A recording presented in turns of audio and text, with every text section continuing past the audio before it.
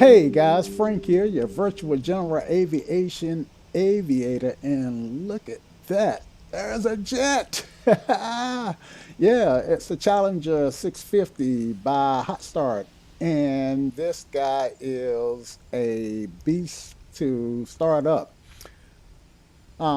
There's no shortcuts in starting this guy up. No hit one or two buttons and you off to the races. So for me to start this guy, I must go through the checklist. Now, I'm not when you start the aircraft, you get two choices. You get career mode and kind of a non-persistent mode. Right now, I've been sticking with the non-persistent mode because that's faster. And as I progress in learning systems on this aircraft, I will eventually switch to the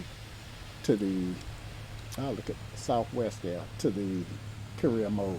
But anyway, so I'm at Nashville, and I'm going to fly some billionaires because it actually take a billionaire, a multimillionaire, to be able to own or charter one of these aircraft. I mean, this is not a 19, $20,000 an hour aircraft. I mean, it's more like a 30, $40,000 an aircraft.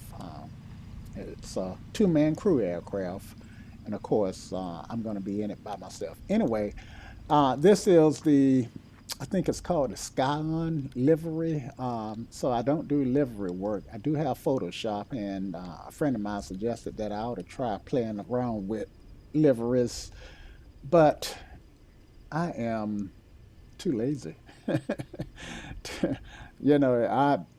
Just learning systems, it takes everything that I got. Anyway, let's get in the cockpit and get started here. Let's see, get in the cockpit. Okay, so I got some,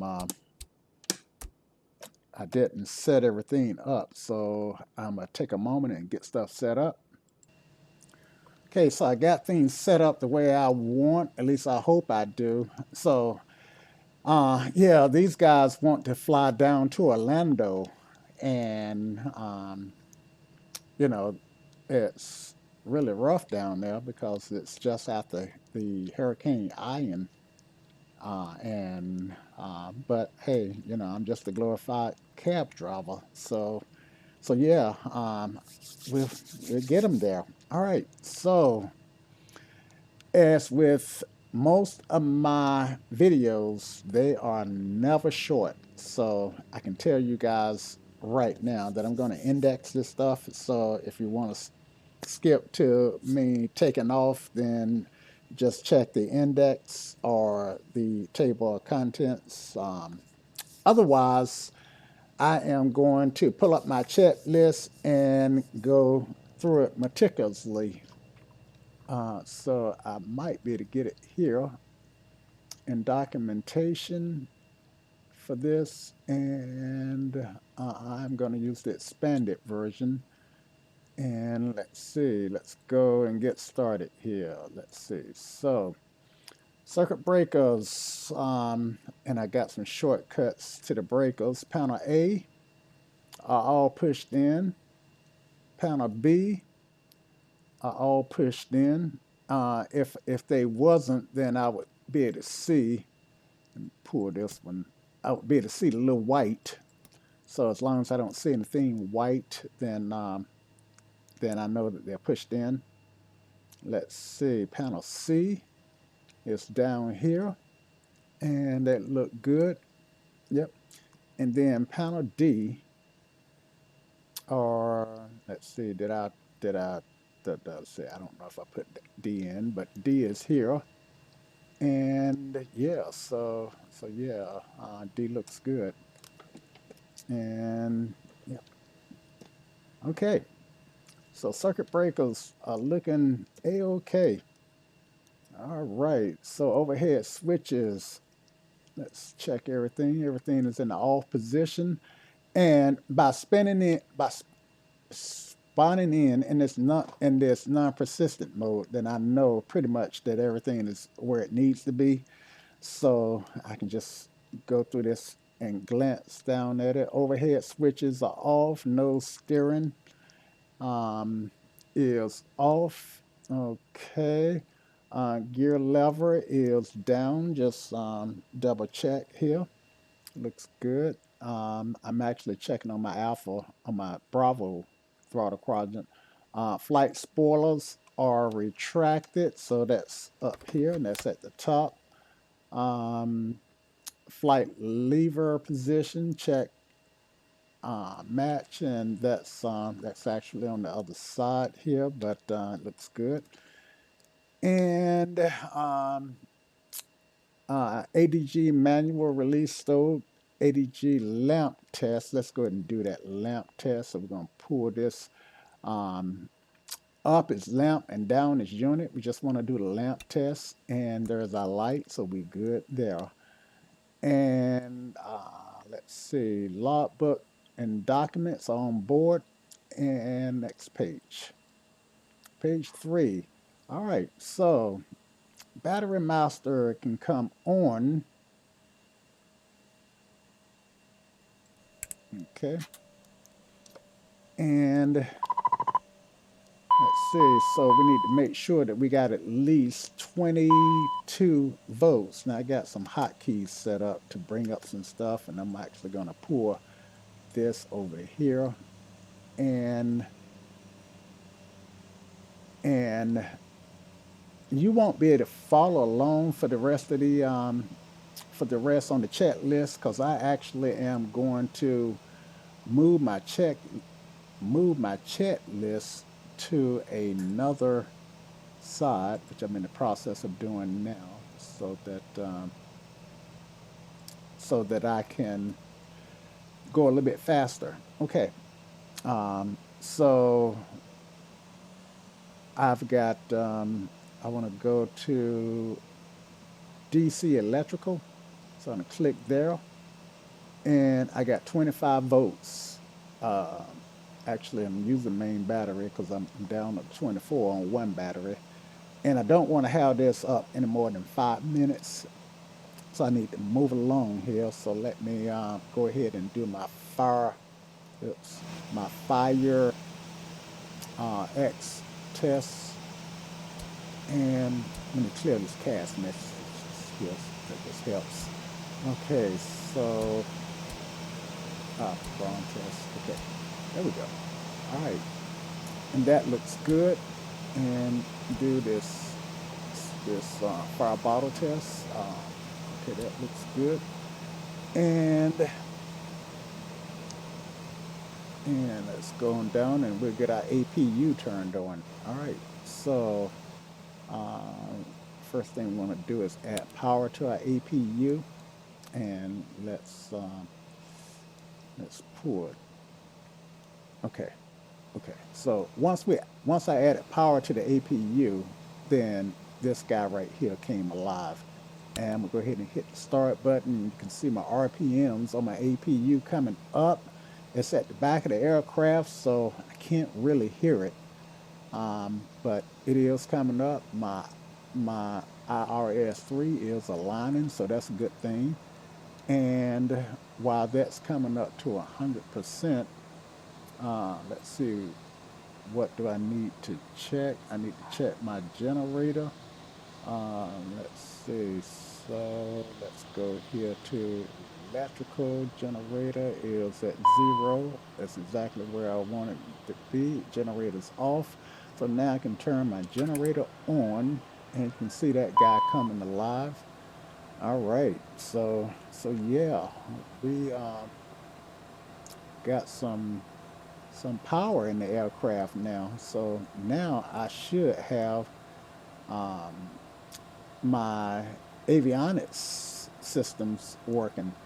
I don't really use the heads up display, so I'm just going to get rid of that and push that out the way and put this caution here.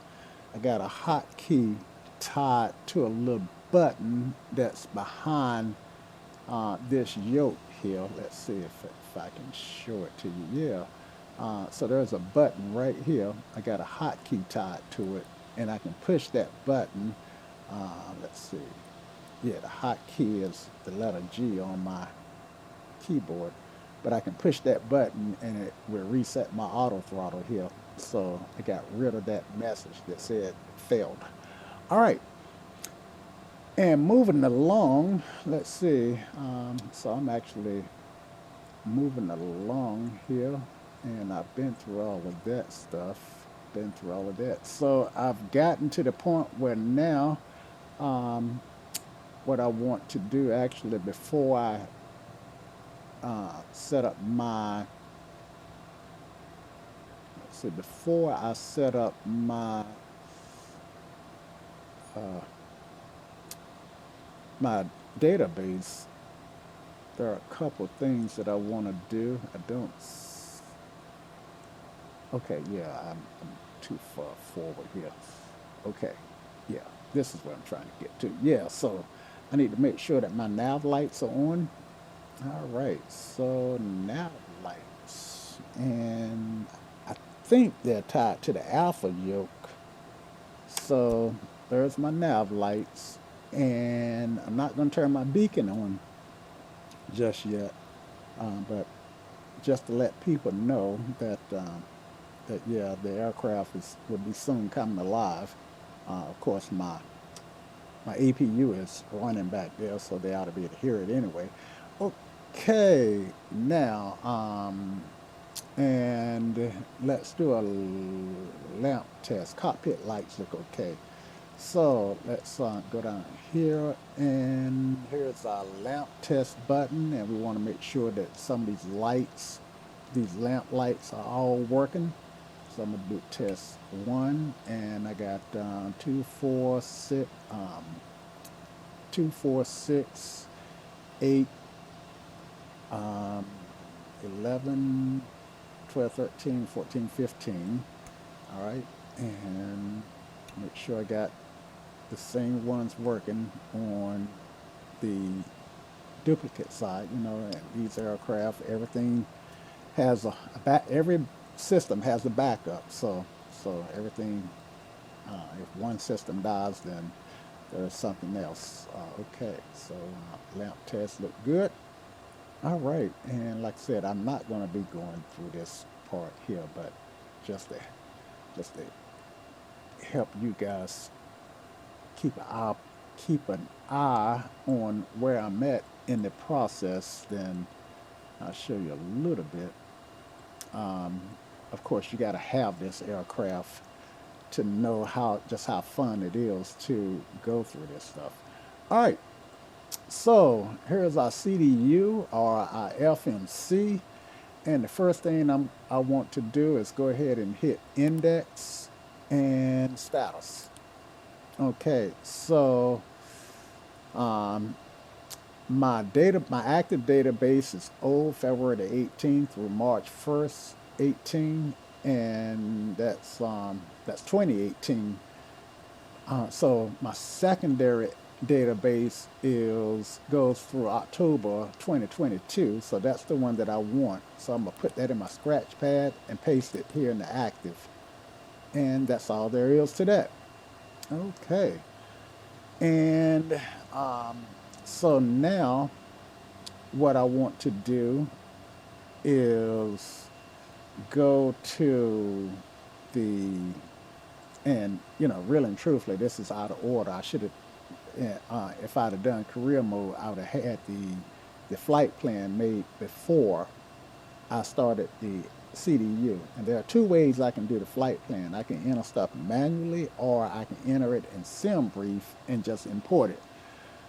Which today, in the interest of time, I think I'm gonna do the SimBrief, and I'm gonna take you along with me as I do that. So let's grab SimBrief. Share that with you guys. All right, so I'm gonna go to dispatch, and I'm gonna create new flight, and let's see, I'm gonna depart, Nashville, that's Kilo Bravo November Alpha. And I'm going to Orlando, that's Kilo Mike Charlie Oscar. And Miami is my alternative. I don't know if I want my, I think I'm going to make Atlanta my alternative because of the issues. Actually, Jacksonville probably would be a better alternative. So I make Jacksonville my alternative. Alternative. That's mighty close to um, to the path of destruction, but I think we can get in and out of Jacksonville. All right. So the airframe that we're flying today is the Challenger. That's November 221 Whiskey Foxtrot, and so we got four passengers today, and we we'll figure out our fuel in just a minute. Okay, so let's see. I think that's pretty much what we need now. Let's see. We got we can fly the Tippin 3 departure and the the Greenwich 3 arrival. So yeah, let's do that. Okay, that looks good. That works for me. Yeah. Okay. So that's the Greenwich 3 arrival into Orlando. All right. And in learning how to fly this jet, there were a number of things that I'm having to learn. Having to learn how to use the FMC, having to read it, relearn, or pay a little bit more attention on how to read these charts, approach plates and charts and see it stars. All this stuff is new to me because I'm virtual GA. This is a GA flight. Corporate flights are GA flights, but I'm a low and slow guy. I give me a bush plane up in Canada, and I'm just as happy as a lark. But anyway, I digress. All right, so the route looks good, and just for my benefit, I'm gonna click here and start put this route into Sky Vector, and yeah, all right, so we're good there, and now I can get back into the sim. All right. One thing I didn't do is I do need to generate this flight plan. So let me do that. Okay, I got my flight plan generated, and now I can actually import it. Okay, so it says no flight plan. All right, so let's solve that. Let's fix that. Now I'm not going to enter everything just yet. Right now I'm just going to import um, the major parts of it. Okay, so the way that I do that is I want to go back to my index, and I'm gonna go to flight route menu and flight plan recall, and if I hit send, it ought to get that flight. Well, first, before I can do that, I do have to fill out my departure and arrival, since I didn't put in a flight number. If I'd have put in a flight number, then I could have just put in. If I'd have put that in sim brief, I could have used that. But I'm at K Bravo November Alpha. Okay, and that's my origin, and my destination is Kilo Charlie Oscar. Was it Mike Oscar? Was it Oscar Mike? That's wrong. Let me go back here. It's Mike. It's Kilo Mike. Um, Charlie Oscar. All right. So that's my destination, and now I can import that flight plan. So right now it's important, important. Yeah, well, you get the idea. All right, down, download flight plan loaded. All right, so yeah, I do have a flight plan started. Now it's not my active flight plan, so I do. It's actually my secondary flight plan, so I do need to grab it. And before I activate it, I'm gonna add the waypoints that I need. All right, so let's see if this will work. Don't know that it will, but I will try this. All right, let's see if that's working. Okay, yeah, that's working. So let's see. Uh, my briefing. What I want to. That's what I want. I want this guy. All right, so and let's see if I can slide him out the way. Guess I can't. Um, yeah, so I guess I can't. So let me see if I'm widening it. There we go. That's what I want. All right. And I'm hoping that you guys can see some of this. All right. So my route is, where's my route? Okay. Let's see, Nashville. Reading this thing is still new to me. Okay, so and I'm sure that you guys are looking at the route and saying it's there, it's there. Let's see, Ajax steps, plan few, alternative route. Okay, routing. Here we go. It's down here. All right, so tipping, and I'm just going to put tipping in for. Let's see. Well, let's see. Yeah, I guess now this is new. Let's see. You know what? I should look. Let me do next. It may have picked all that stuff up for me. Let me clear that up. So I don't see tipping or any of that stuff. Flight plan. And next, it's only one page, and let me just look at legs. Yeah, and it's only one page of legs. So yeah, okay. And back to no flight plan. What happened to my flight plan? All right, secondary flight plan. Uh, you know what, guys? I don't know what happened to my flight plan. Index, uh, route menu, recall flight plan again. Okay, so it's still in there. Um, I think I got it sorted out now. So I just downloaded the flight plan again, and I do have the waypoints in. There's Braxton and I guess that's Thresh. I'm gonna call it Thresh and ZJax. And so there's Braxton, Thresh, and DJ DJax there. I don't see Grinch, but and so I guess I should add Grinch.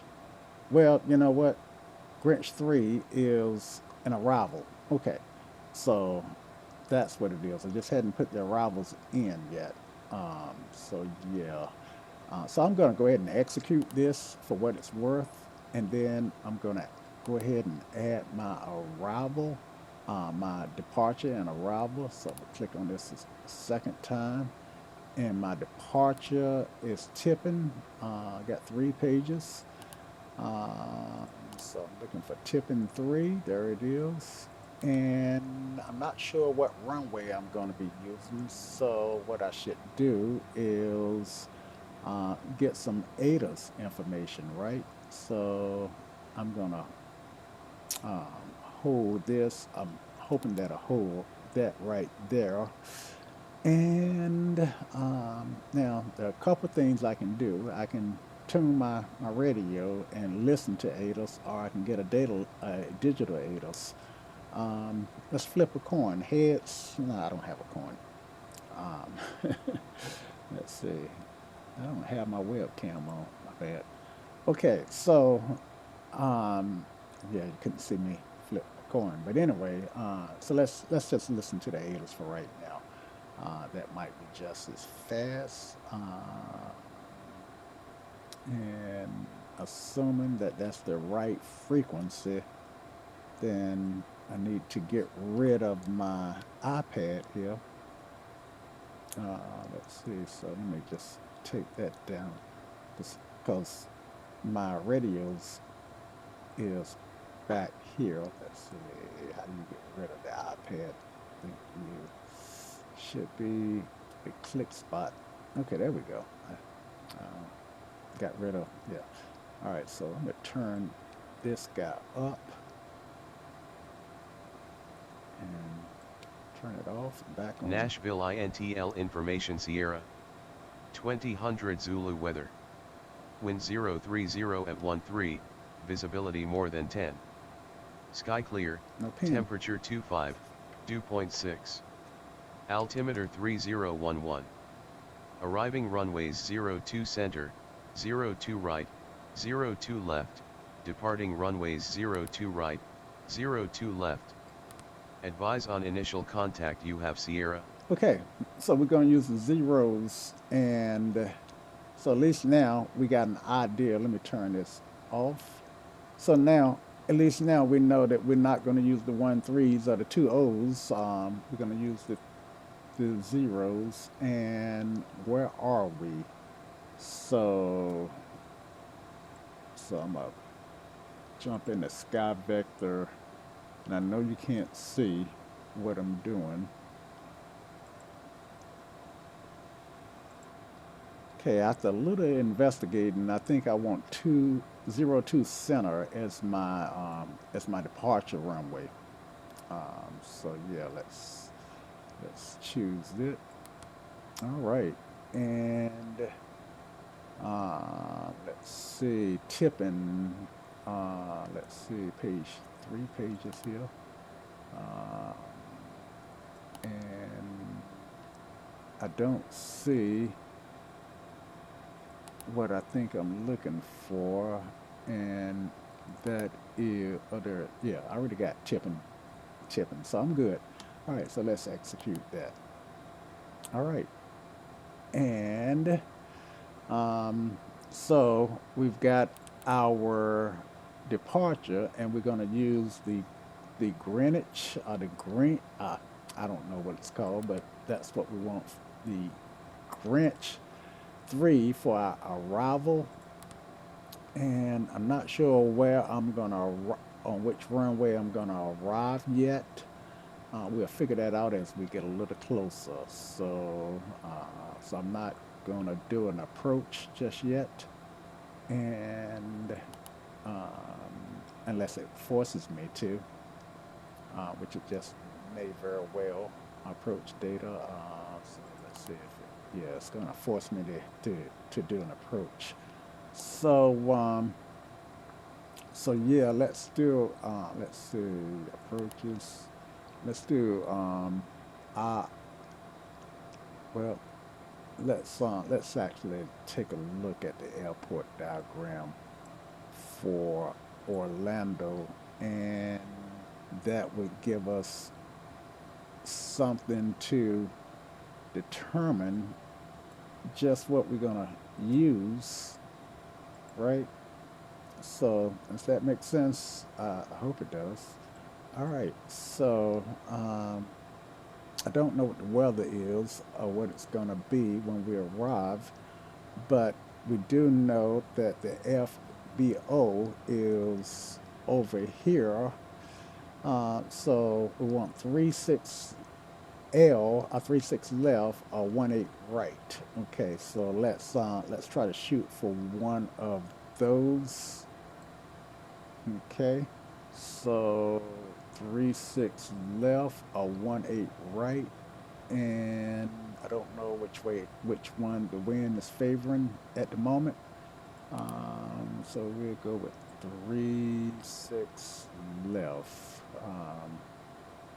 That's 3-5 left. And next 3-5 right. And okay, 3-6 left. All right. And that's going to be an RNAV approach. Okay, so we'll go ahead and execute that. I think we are WAS capable. All right, and if not, then we'll figure it out. All right, so let's where are we at building this flight plan? Okay, so we've got that much of it figured out, and at this point, let's just snap, hit the wrong button, guys. Okay, so again, we're not finished with our flight plan, but we're gonna keep working through our checklists. So let's just go ahead and hit flight plan right here. And at this point, let's do our anti-skid test. Let me clear these cast messages here. And anti-skid test. All right, and it tested okay, and so we're good there. Uh, and nose door is closed. Hydraulic pumps needs to be checked. So as soon as we can get up at the top. Now, so the thing that we're going to do is we're going to go ahead and hit hydraulics. All right, so we're going to turn 3A on and do a brake check. All right. So our brakes are depressed and we're looking for 3,000. There we go. And we're looking good. So we turn that off and we're going to test the other side. We'll test B. Turn that on and yep, B looks good. All right. And turn that off and we'll turn 2B on and want 3,000 on it. And we'll turn 1B on and want 3,000 on it too.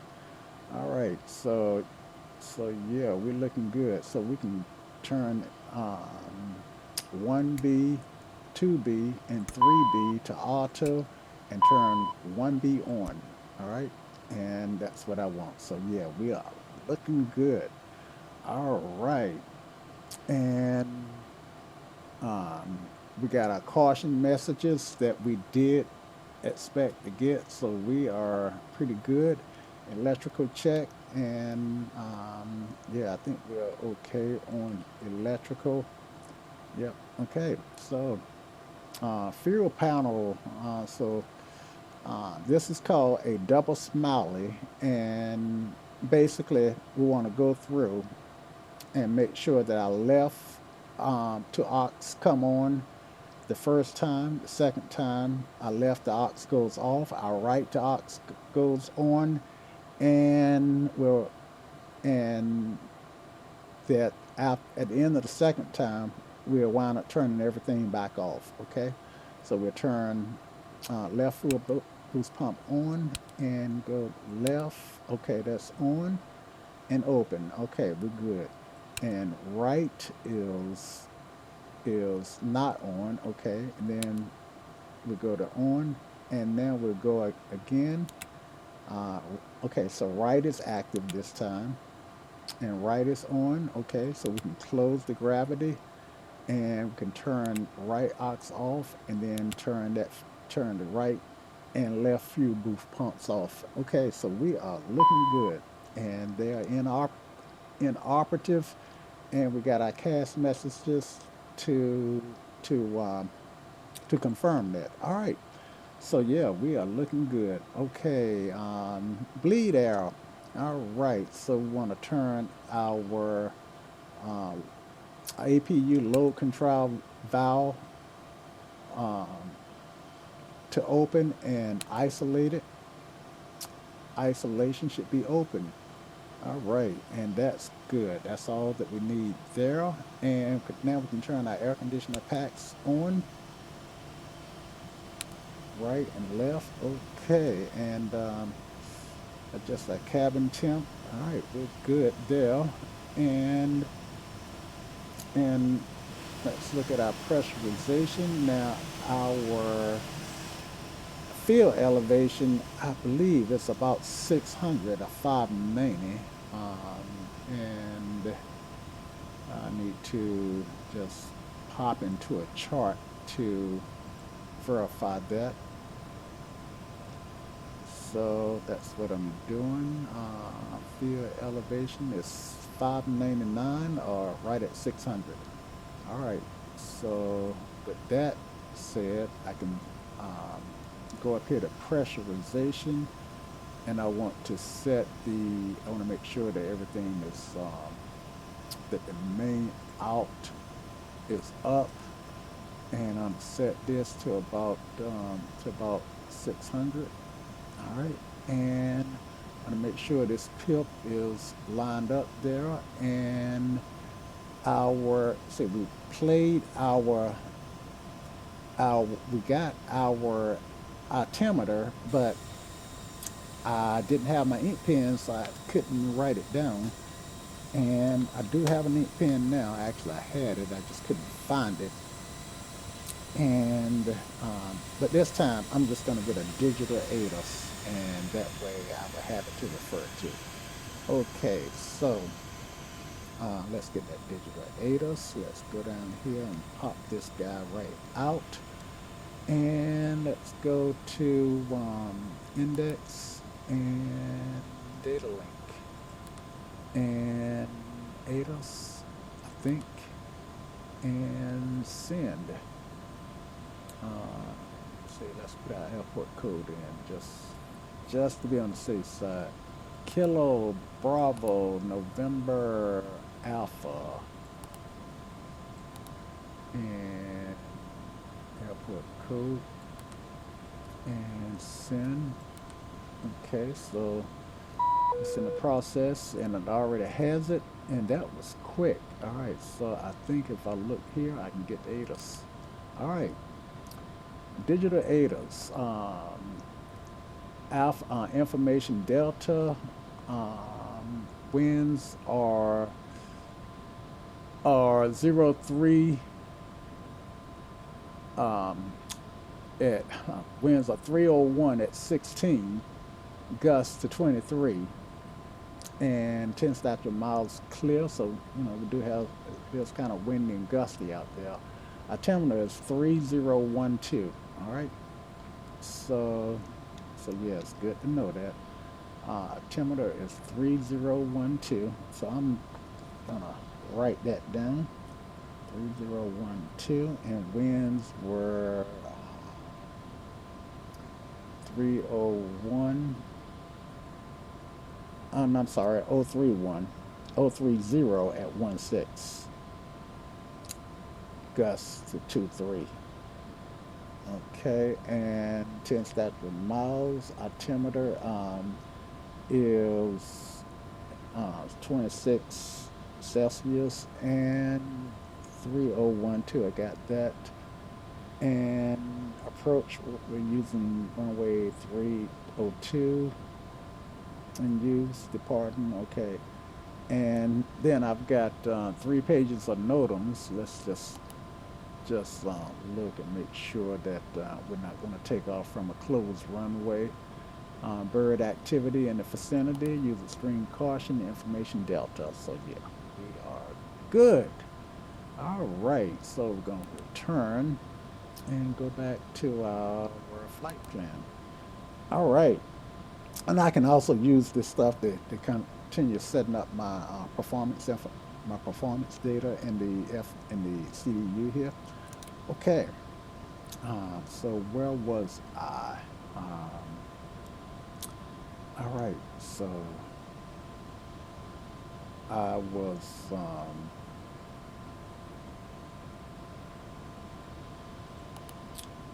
well, ha, let's see. I was looking up the ATIS to put something in. I think it had something to do with a runway.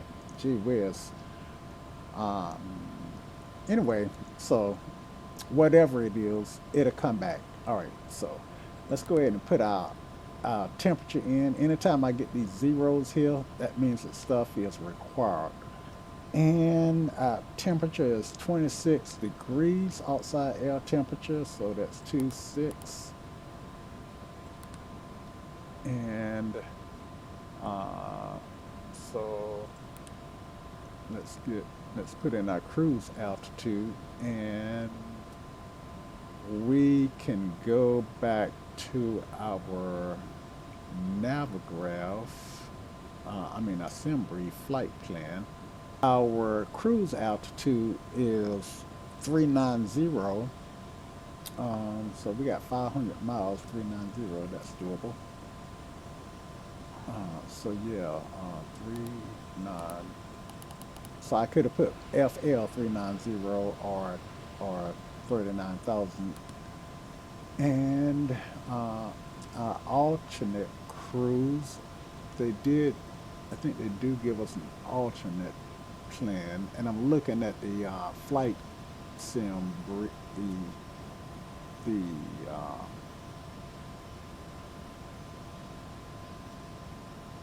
the let's see, the SimBrief plan and departure clearance. Let's see.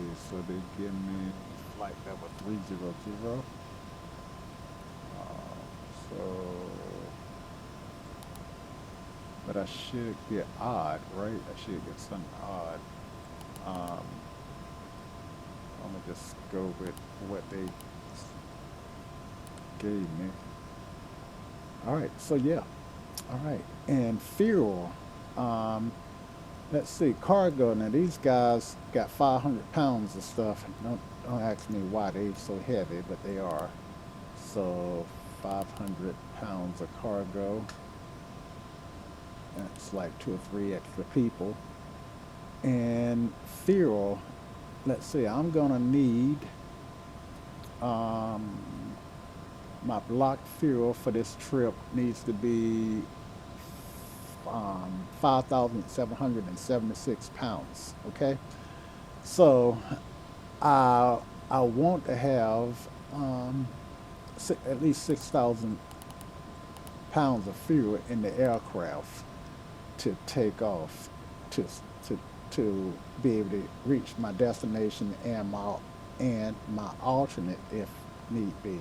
All right, right now I only got 4,200 pounds in the fuel tanks, so I think that's a difference of 1,862, 6,000, 6,000. I have to do math this way on the because I don't trust myself. 1,800. Yep, that is correct. And so I'm gonna call the fuel truck and ask for 1,800 pounds of fuel. Right. So he's gonna want to give it to me in gallons. So how many gallons is in 1,800? So if I take 1,800 and divide it by the weight of a gallon, so I got 6.67, um, and put my division sign in there. I know you guys can't see what I'm doing, but I'm trying to talk it out so you can hear. So that's 270 pounds, actually 269.86, or 270 pounds of fuel. Uh, 270 gallons of fuel. So if I multiply that times 6.67, I should come up right at 1,800. All right, just a way to check there. Okay, so I'm gonna hit preset for gallons and run that up to 370.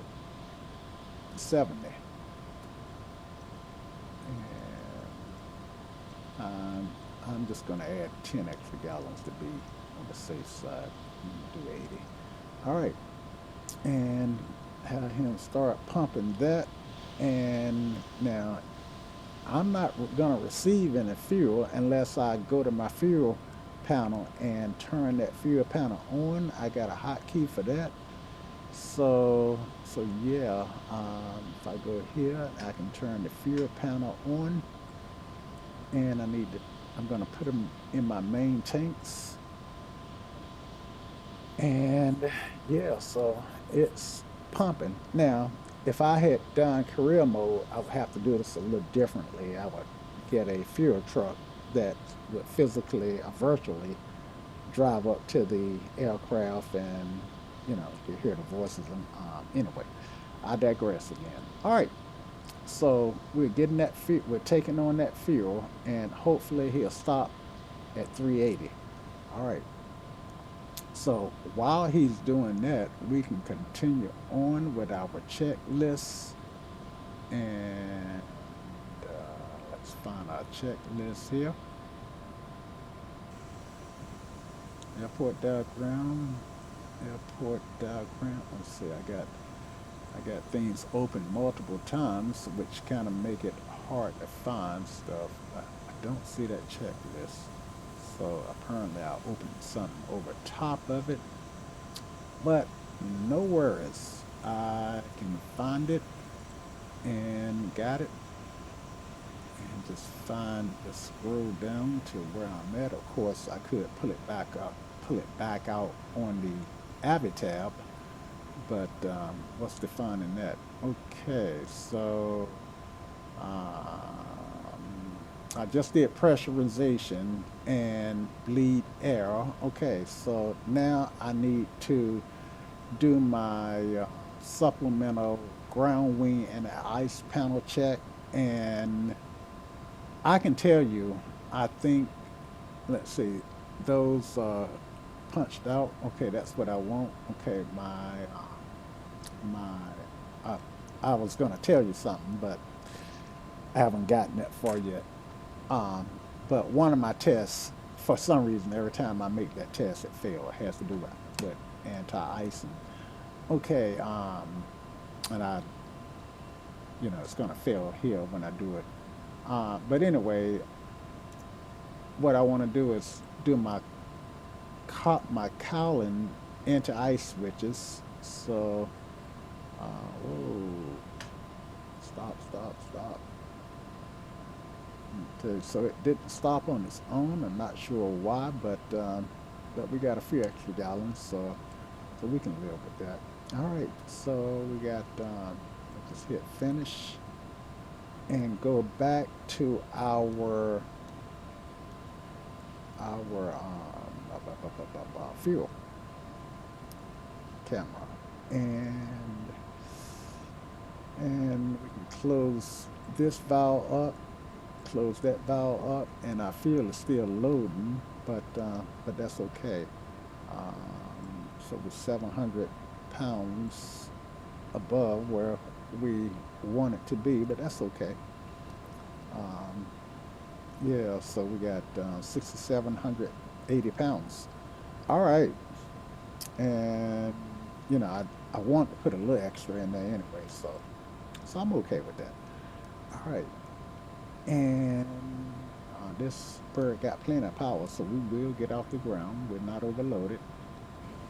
Check check wing lights.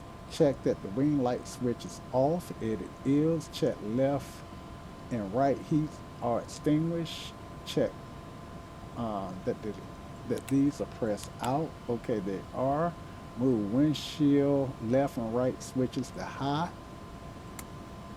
Okay, and now I want to press these guys. Okay, I think. Uh, Move windshield wing left and right switches to off reset. Okay, so I think that's this one here.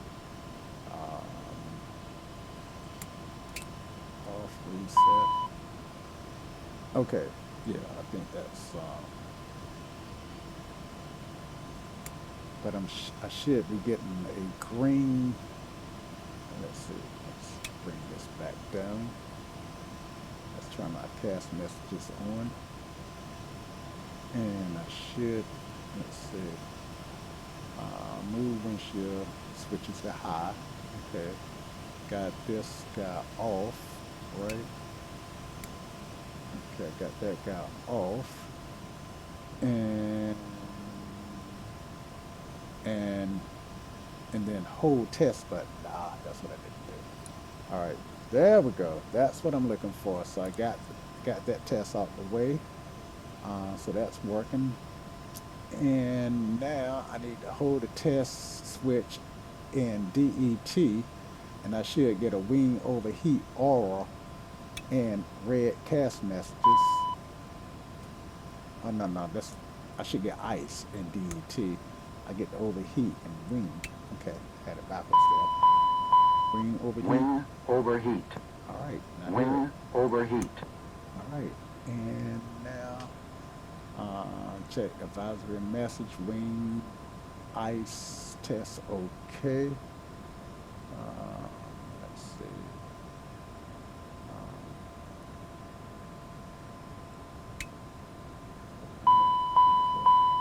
Wing overheat. Okay, yeah, wing Wing ice test. Okay, overheat. yeah, I got it. All right, just didn't look for it in the right place. That's why sometimes I turn my cast messages off so I'll be able to catch stuff. All right, emergency lights. Can go to on, and passengers signs can come on. ELT is armed. Glare shear panel. I'm not going to use, but it does doesn't hurt to do the little check here. All right, glare shear panel, and yeah, that's fine. All right, and crew and passenger oxygen. All right, so let's go to crew oxygen, and that's this guy here. And I should hear it audible. I hear it. Passenger oxygen. Same. Yep, that works. And DCU warning. All right, so let's go. I think I got a button to look at that really quickly. And yep, that's not eliminated. Uh, illuminated. And let's hold this for 5 seconds. And I got my light, so I'm good there. That was my cockpit voice recorder test. All right, audio panels are set, and they are. That's these guys here. And I'm going to be on VHF 1, and my backups on VHF 2 when I need it. All right, and now I'm going to do my SPS systems check. Let me bring this guy up for you guys. Let's see if you can see that 35 pages of this stuff. I think I went too far. All right, and I'm looking for my SPS systems check. There it is. All right, so I'm on page 13 of 35. All right, check the stall protection, and this is a test that's kind of tough to check. No, it's not this one. There is a test. Yeah, this is the one that's kind of tough to check. So, my bad. So what I want to do is press in. I think, which one of these buttons do I want to press in? Okay, stall. Yeah, I think it's this button. All right.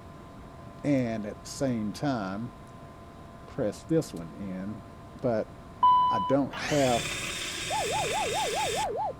this button keyed to anything, any soft keys. Um, yeah, so this button here that I got to give me an outside view, I should remap it if I want to be able to perform that test, but I kind of fake it on that, so yeah, so anyway, this is what that test looked like. Right? And then I want to hold down that third test button And I got that. Yeah. So yeah. And when I hit that third test button, it released the, well, see how that's going forward, and watch when I hit this third test button, it's going to release that back pressure, and that's what I'm looking for. Yeah, so as far as I'm concerned, that's good. All right, integrated system standby. So yeah, so all that was here, and and integrated system standby, clock reset, and all that good stuff.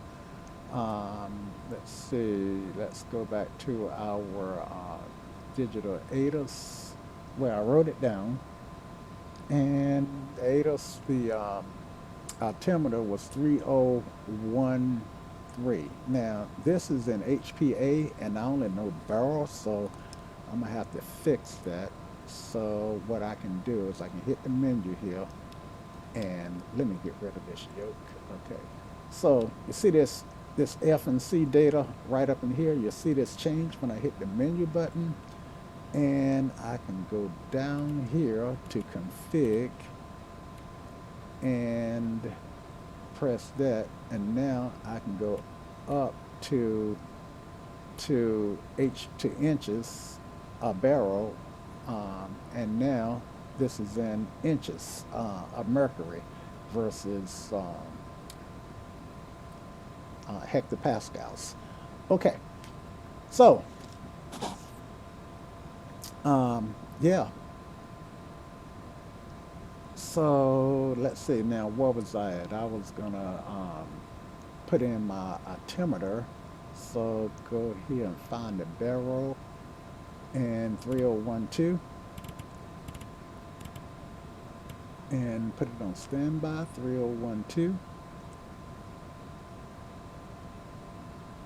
Now, by no means am I doing this stuff probably the way it should be done in real life, but um, for a sim pilot to to work through this stuff from scratch and to be able to go get this far, then I'm okay with it. All right, now standby, clock reset, and so I don't think don't need to reset the clock. I don't know why it suggests that I reset the clock, but unless it's talking about the chrono. Anyway, so I'm just gonna just kind of ignore that a little bit. So this little symbol here,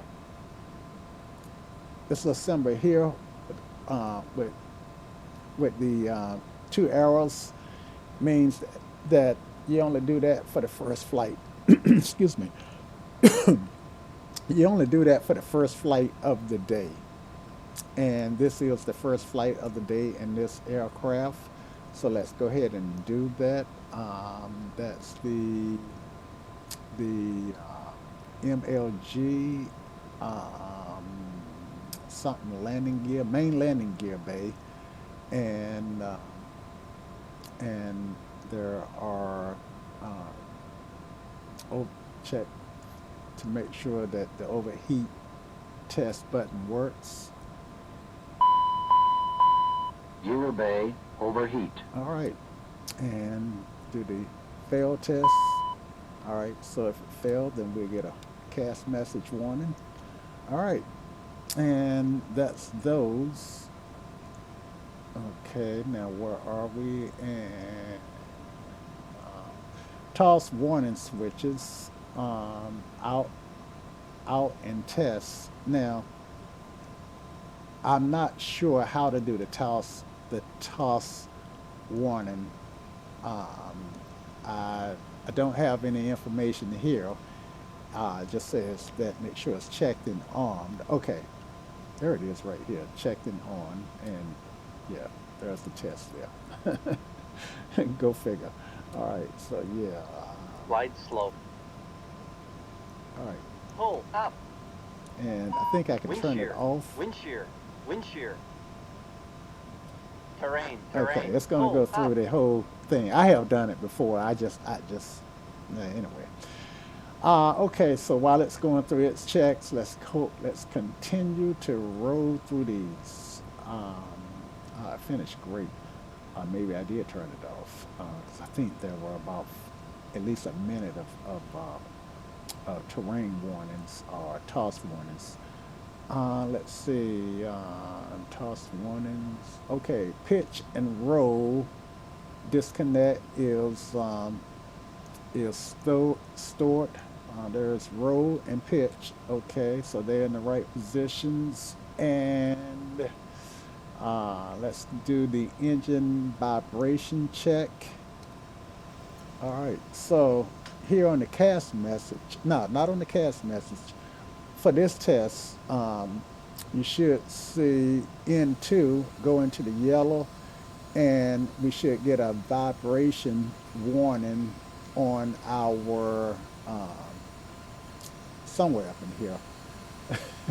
I know that's not very uh, helpful, but let's see. There's a vibration warning, and there's a I said N2, but the fan vibration went to 3.5, so that's what we were looking for. All right, and and it the description was actually already on the iPad. Let's see. So we just did the. Let's see. Let's go. Um, let's see. Engine speed. Okay. R warning. Okay. So yeah, I'm just kind of going down. I'm at a different point. Let's see. I'm on 65 on here, and I should be on 53. So I need to go back. All right. So we just did that test, and the R warnings are here. All right. So, and there are a bunch of warnings. So I'm gonna turn them off. I hear them, so I'm okay with them. All right. I didn't let it go all the way through. All right. Let's do our smoke test. Smoke.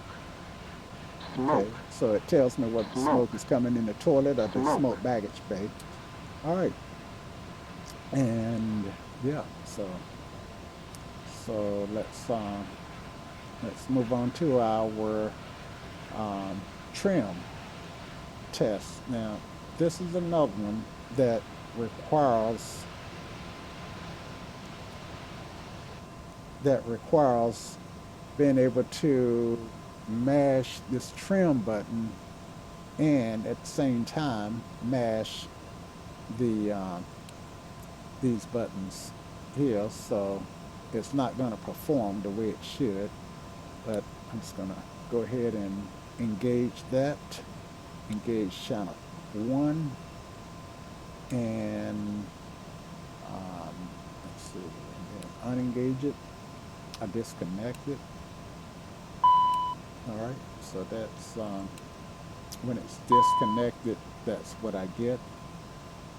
Let's see. Let me try this. Let me try something because maybe I don't need. Okay, there we go. Yeah, that's what we're looking for. Okay, so yeah. All right. So that worked as push that out and then I disconnect it. So that worked as pretty much where we expected it to. Okay, and I do want it set. So let me go ahead and set it. Okay, and let's go to the yaw damper. All right, so the yaw damper, we can just set those on, and let me turn my cast messages on. Okay, so if the yaw dampers were off, let me just disconnect them. All right, and now reconnecting. So the yaw dampers are good to go. All right, reverse inhibit switches, and let's see, reverse inhibit. Um, let's see, where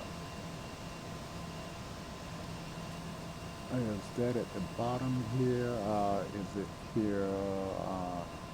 Reverse thrusters. Okay, so I know I got my, see, check that the selectors are set to norm. Okay. Um, okay. Revert. Yeah, I think these are these and norm. If they're not, then leave a note in the comment and tell me what I'm doing wrong.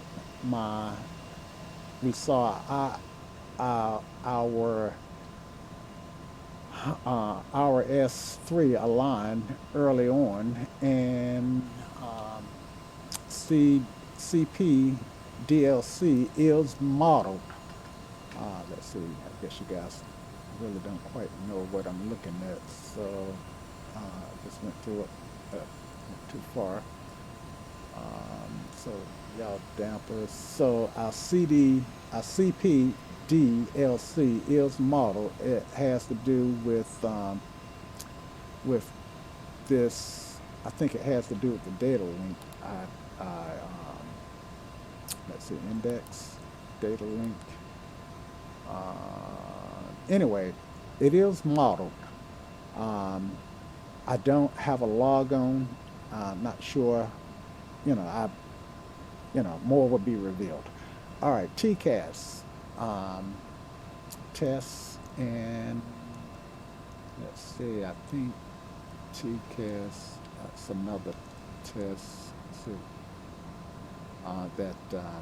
that I've always kind of glossed over, um, and so I don't see anything that specifically say TCAS down here. So yeah, we're just going to gloss over that, and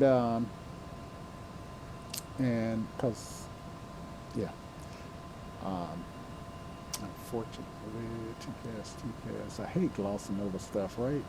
But I don't want to spend time doing stuff that I should already know how to do. So yeah, so we just um, not worry about that. Okay, so yeah, let's set our FMS flight plan, wind update, preference, and our takeoff data. Okay, so we're gonna go here to our preference. Well, first of all, we'll go back to index, and let's see, where was it? Was it data link? Um, we're looking for wind update. Okay, weather, and I think that was route menu. Okay, so you guys bear with me. It's a lot to learn getting this aircraft flight ready.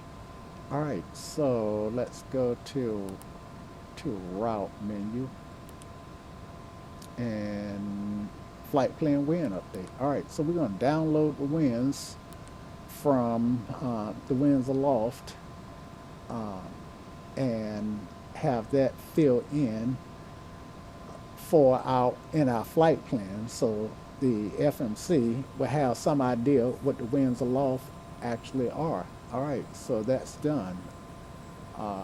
Just that. Well, request is still pending, so it ain't quite done. Um, so I got to execute note here. Okay, yeah, there we go. Now I can send that win. Okay, so downloaded wins. It has been updated, so I can execute that. All right, now I need to go to takeoff data. All right, so I'm gonna go to pref menu and on my takeoff stuff. Okay, so winds were 030 at 16.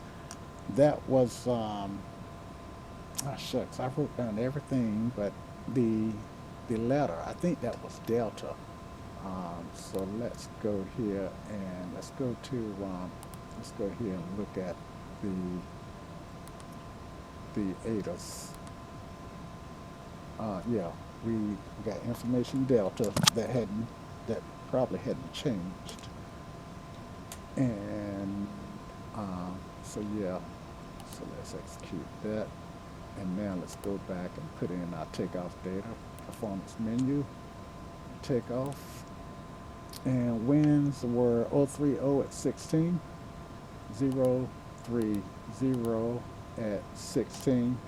Now, winds are gusting to 23, and I don't know if I should maybe interpolate, gusting to 23, maybe I should put 030 at 18, but I'm not. Okay, so put that in, and the I already got my barometer set, outside air temperature is set, and runway is dry. Okay, I got 4 pages. Okay, center of gravity. Now, I don't, I have not seen anything regarding the center of gravity, but I haven't actually read all the the manuals either. So, but anyway, um, a friend of mine told me just use 20%. So I am actually, um, yeah, I'm gonna use 20%. See what happens. 20%, and that gives me my takeoff weight, my gross weight, my gives me what my trim should be set at. So let's go ahead and set my trim. All right. Okay. So this is my trim here. Let's set to 5.0. So let's go ahead and set that to 6.4 right here. Okay. And let's send these V speeds the the PDF. So now these V speeds are set, and um, yeah, I think we are done with this page. Next page, um, obstructions. I'm gonna leave that blank. I don't think we have any obstructions to be concerned about on runway '02 center, out of Nashville. And what's next? All right, next page. And our limits. Okay, so nothing is in the red, so or yellow, so I think I'm good. Um, all right, next. All right, so yeah, nothing to execute there. So I got my takeoff data. So I'll go back to flight plan, and I got that set. So now I go to avionics charts. All right, so you can see that that it's suggesting the recommended layout is PDF1, Rose mode, MDF1, ECAS, and VNAV, and PPS mode. Okay, so this is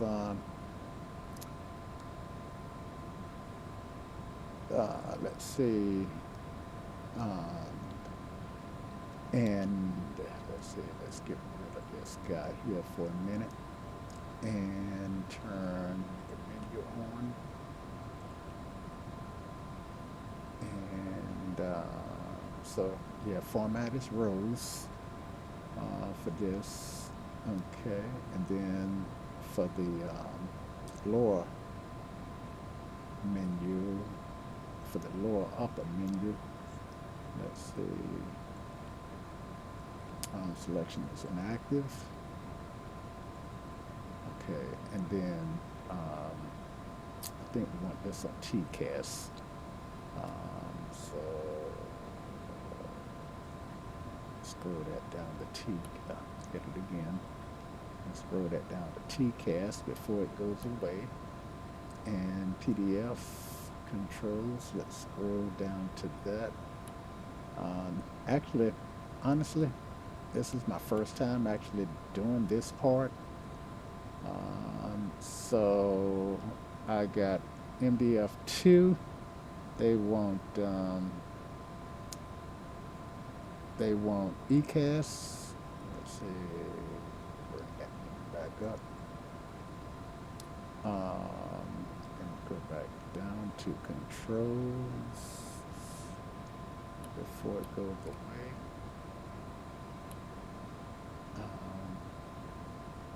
All right, so we got shots. We got I don't know. Okay, TCAS, then controls. Yeah, so as you can see, guys, learning to this aircraft has a lot to learn. Okay, PDF MDF2 ECAS. Now, so I'm not sure how to I don't know if there's anything that's going to actually say ECAS. Map symbols, radar. Well, let's see, ECAS. There's my summary. And ECAS. Let's check down here, guys. All right. So MDF2. This is 1, and this is 2. Okay, it is on ECAS. All right, so I'm hoping that that's what they want. All right, so, and I do know that we want this guy here. We want to go ahead and put our squawk code in. Let's say that we've taught the clearance delivery, and they gave us 4523. So 4523, and that's our squawk, and takeoff, TARA, and yeah, let's see, and our frequencies need to be checked. And this is where I want to be lazy. I want to be say, hey, we'll just use whatever frequency is in there. But let's go back to Sky Vector or somewhere to get the frequencies. Right? It may have actually put the frequencies in, but I'm not sure. So tower is 118.6 and ground is 121.9. I'm not going to do clearance delivery. Well, I guess I can put the frequency in. Clearance delivery, I'm going to put in COM2, and that's 126.05. Okay. ATIS is already in, so I'll switch. My bad. Back. How you go back? Previous. Nope, that's not right. All right. Okay. So I want to swap them, and did the same thing. Okay, there you go. This right here gives me information on this COM, but if I hit the recall button, then it swaps it. Okay, I have to keep that in mind. All right, so so this is clearance delivery. I'm gonna talk the tower first. So tower is 121.9. I mean not tower, but ground. Okay, and then and after I finish with ground, then I'm gonna talk the tower, which is 118.6. 1186. Okay, so I've got those set, and yeah, so yeah, I'm got my radios tuned. Okay, All right. So back to the flight plan. I mean the the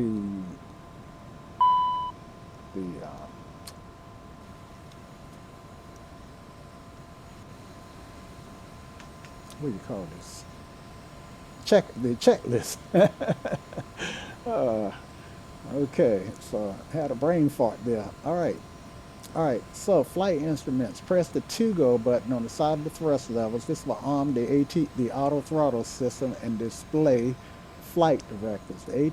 The ATS system will not arm if the flight directives are displayed before pressing the takeoff go around. In this case, the flight director should be turned off and then press takeoff go around. All right, so caution, let's get rid of this caution. And basically what they're telling us to do is just, oh, not that. All right, so I need to disengage and I need to press the takeoff go around button. There we go. And you see my flight director came alive. That's what they wanted me to do. All right, now I can go through stuff, but before I do, I want to make sure that I've got, I want to look at my chart, right? And let's see, I wonder if I can get charts here. Chart, and I don't think I have the chart yet.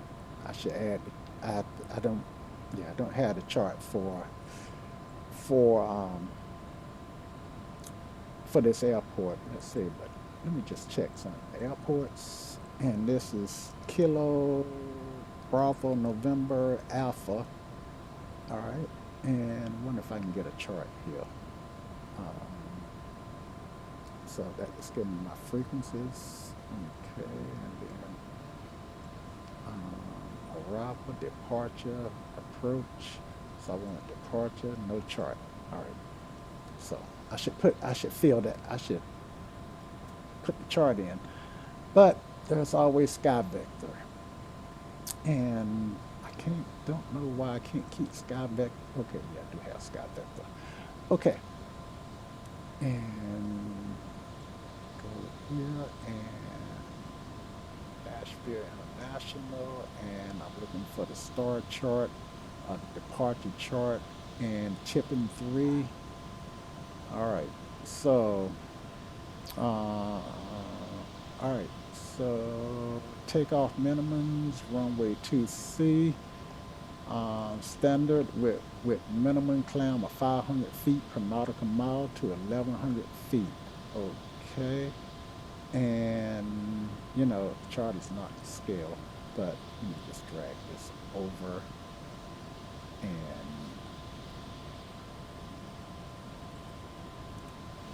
try to share this chart with you guys. Um, that didn't work. Tried to drag it over, but it didn't work. And I lost the entire chart. Okay, so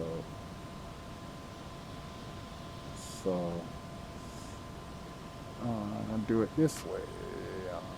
Instrument, standard arrival, departure, tipping 3, Arnav, and let's see.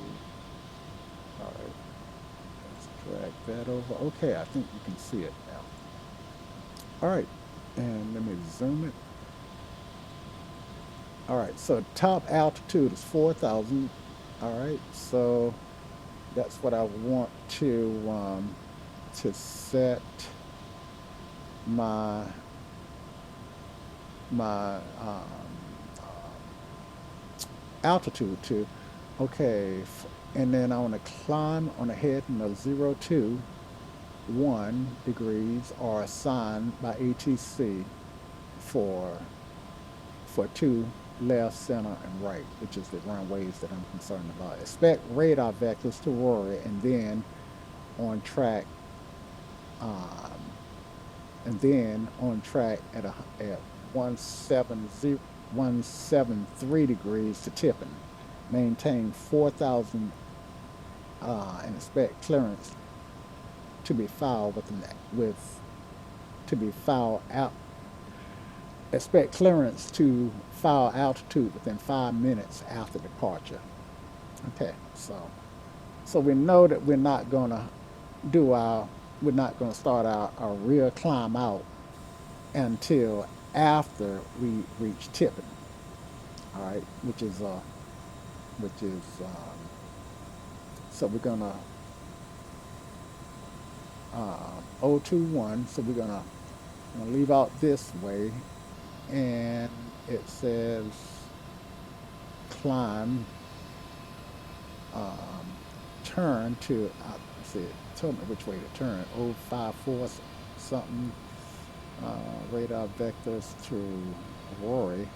So I don't know if they would turn me this way to Rory or turn me to the right to Rory.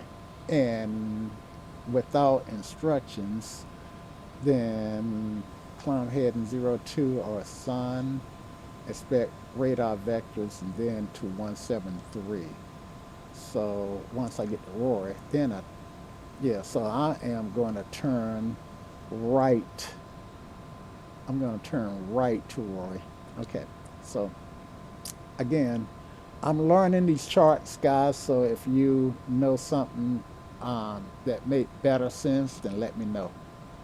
All right, so let's get rid of this guy. And let's get back in our cockpit. And let's get this guy started up. I think we are about ready to do our engine start. All right, departure briefing, just did that. And let's see, let's go back here. Let's get out of here, and aircraft. All right, there we go. And oh yeah, I didn't finish this guy up, so that's kind of important. All right, so I'm gonna start here with my thingy. I don't remember what it's called, but yeah. So and then I'm gonna let's see. Let me just do some cleanup here. All right.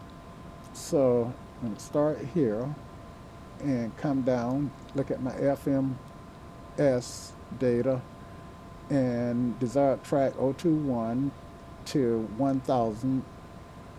Well, I don't know what that 1000 is. So that might be the feet, but I do know I need to set this altitude to 4000. So we'll do that now. I want 4000. I can use the Bravo yoke for that. That's one thing about this Bravo yoke. It helps when you're dialing in these, as long as you know how to. Take some getting used to. All right, I can actually hide this guy. Okay, so now, okay, so I'm coming over here, and that nothing changed. So go up here, and my speed coming out of here needs to be 200. So let's go ahead and dial that in. I could do that on the Bravo 2. Have to flip this all the way down to I. Alright, so I want 200 here. Okay, and now I want to what I want to do next, guys. Let's see, so 200, and then I'm gonna go all the way over here, 4000. I got my altimeter set, so now I want to go over here, make sure that that my radios are set up. If I was smart, I would set up a nav. Squawk code is in, and trim is set. Okay, so yeah, I am done with that. Departure briefing's complete. emergency procedures review. So if the aircraft stopped, then we're going to try to do the best we can. Let's get our chocks removed, and that's kind of what it's saying here. So pins, covers, chocks, and let's have them remove our chocks with our hand signal. This is so cool. All right, so and they'll let me know when the chocks are out. All right, cabin lights, water heaters, and master seat belts and all that good stuff. All right, and got that. All right, so let's turn the right. Well, let's keep going through the chat list because I want to turn lights on, and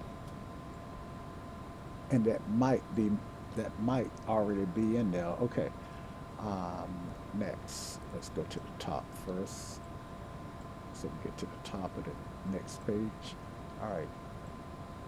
Doors are closed. Parking brake needs to get set.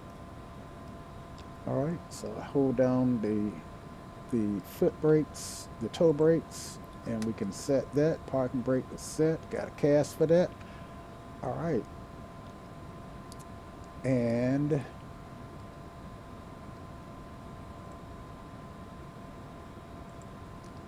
all right. And now we can go to fuel quantity check. We want to make sure that there's not a 400-pound difference. So I got, let's see, 3180 plus 400 is 3580. So I'm getting there. I got to get going to not have that imbalance that mean I need to take out some gas, so cost for some more gas. Okay, beacon can go on. All right, beacon. Now we turn our beacon on right here, and let's see, fuel pumps can go on.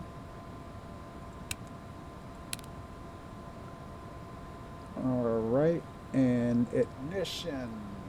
All right, so we got two ignitions, and we do it. I use them based on the day. If it's an odd day, I use B. If it's an even day, I use A. Today is the second. Wow, it's already the second. That's an even day, so I'm gonna use A, and let them know that I'm about to start the engine. All right, they gave me the thumbs up, so my doors are closed and everything looked good. All right, so let's do the start. You know, I don't recall exercising my throttle to check the full range, but that's okay. All right, so I got 24% there, so I'm gonna just go ahead and add fuel, and that's coming to live. ATIS has failed, so turn that off and hit.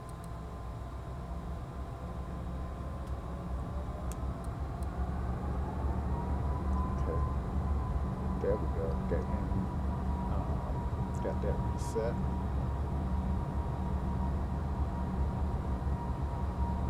And which tank is low on gas?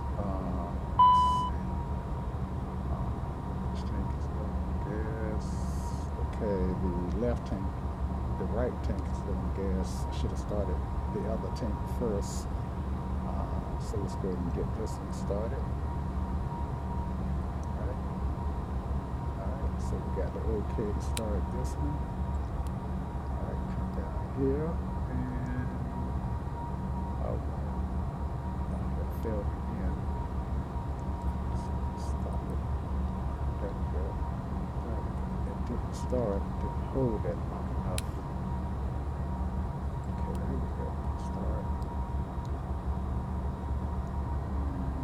Maybe it'll come back alive when it's the failure on the ATS.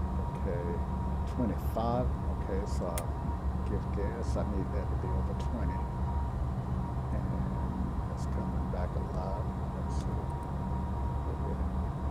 Hit this. around, but that didn't help. There we go. Turn caution off. And our cast messages are working their way down. All right. So I think there's a page that I skipped somewhere along the line, but I'm not gonna sweat it. All right. So let's turn cow off. All right. Let's turn the generators on. Now I'm getting away from the checklist, so that's something that I actually should be doing. All right. So fuel. Okay, beacon is on, fuel pumps are on, ignition is on. Okay, I got my engine started, and I was supposed to make sure that I had fuel pump messages before I started the engines, but I didn't. But they started okay. I started them before, so I kind of knew what to expect. So sounded good. All right, so let's look at the what is it? We want to look at the electrical.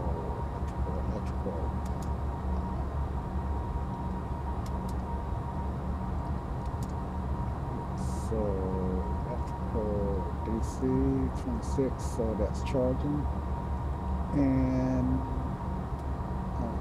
the electrical central bus is charging on the utility bus 1, which is what we want. Okay, and I'm getting that information. It's going up to the beginning. Anyway, let's just get rid of this guy. I have to take my word going forward. Maybe I can get that quick. Well, it's only 12 pages here.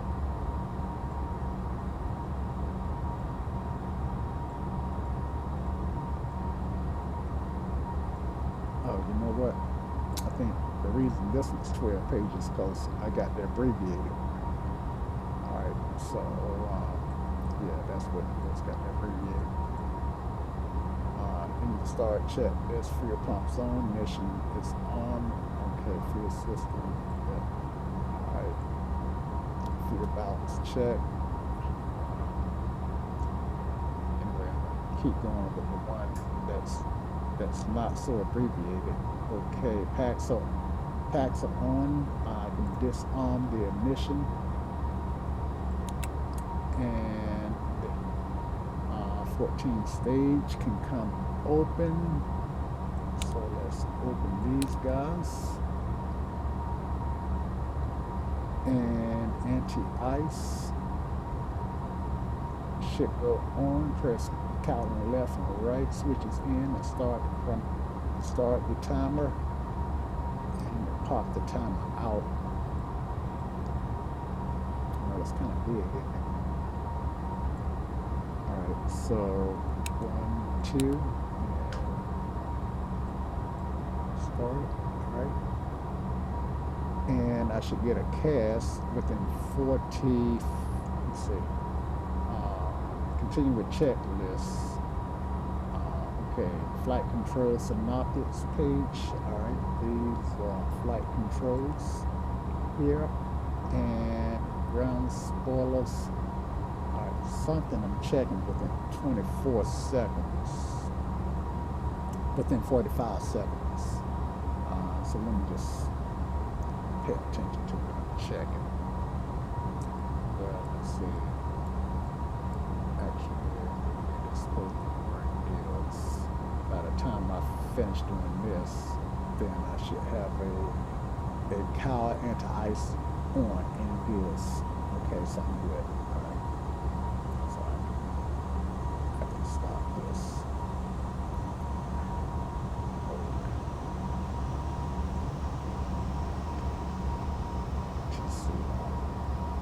All right, so I'm get rid of it, and it'll tell me to turn them off at some point, but let me go ahead on flight control test. And what I do is I check the spoilers. You'll see spoilers in here. All right, spoilers are looking good. And I also need to go here, check the ground spoilers. So I'm gonna turn them on. All right, and I can put them back on auto. Okay, and I just checked the flight spoiler, so I kind of did that backwards. Cal anti-ice is on, and it didn't say turn it off. Yeah, it didn't say turn it off, so go back up. Oh yeah, still on. All right, good deal. And I'm looking at this cow anti-ice right here. Okay, and now this test here is the one that always fails. If I run this test, then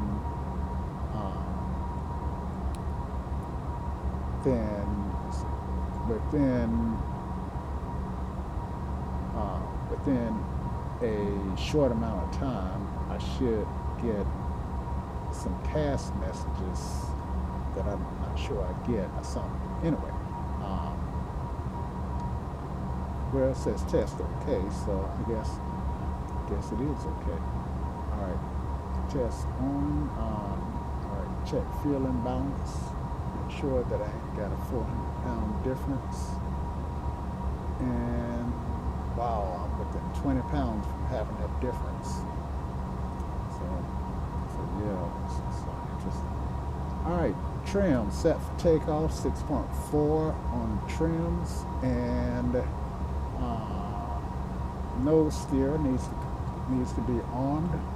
All right, so that's my nose steer button, and turn up some lights here. It's like it's getting kind of dark.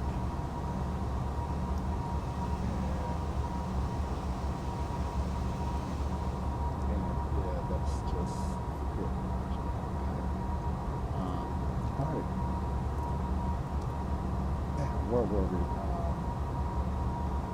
Yeah, but that tested okay because I think the green test is what I wanted. And okay, so APR, I guess that's approach. And let's get that test out of the way. APR is this guy here, and test. Okay, approach, okay, and test okay. Approach 2, test okay. So I saw the CAS messages on both, so I'm good there. And here's an ADG unit. So let's test the unit. Test okay. Earlier we did the lamp. This time we're actually doing the unit because we got the engines running. All right. And the supplemental ground wing anti-ice. I got both. I got the green button. I had been getting failed, and that's working. So I'm not gonna argue with it. And it tested out immediately. Go figure. Anyway, Cal ice. Cal anti-ice. I think that's gonna be here.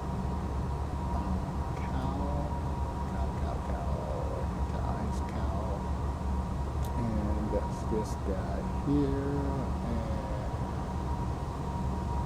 left and right. Let's see.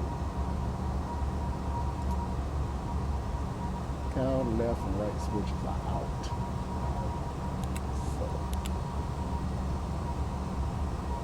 So have that off. Okay. Alright. And that's what alright, for those lights go out. Okay, wing anti-ice. Move switch to norm. So wing. Okay, left hoop, right hoop. Sure. On the cow.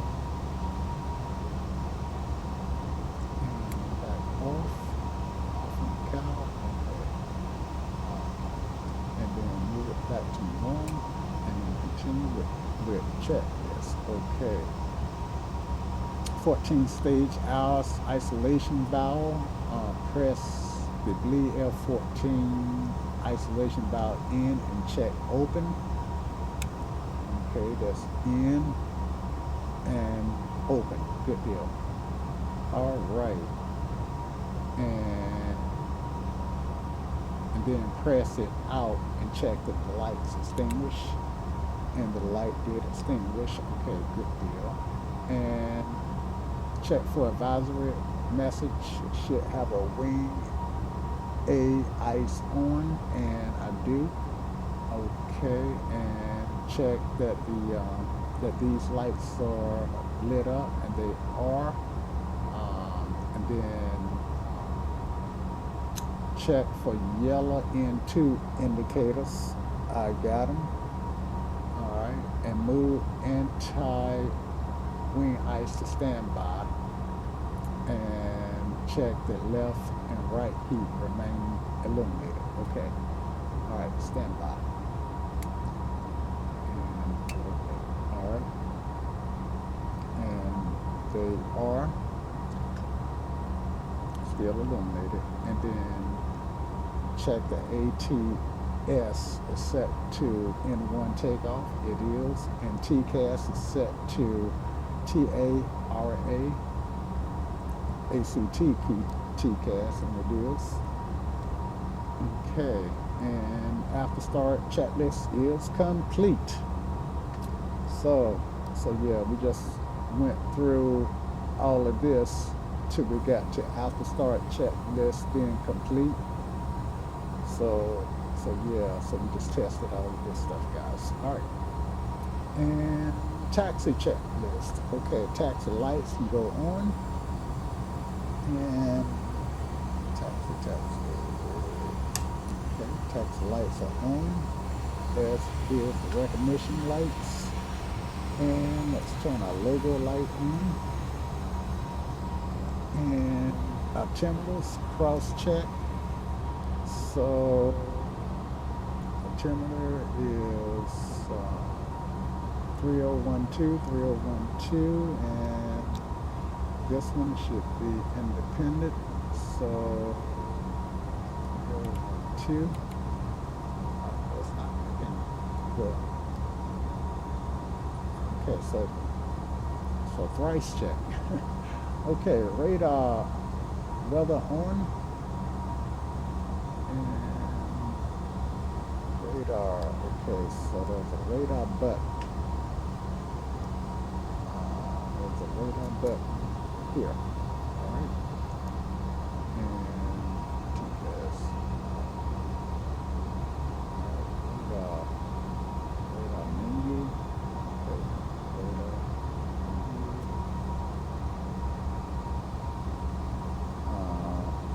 Not sure what I should be seeing.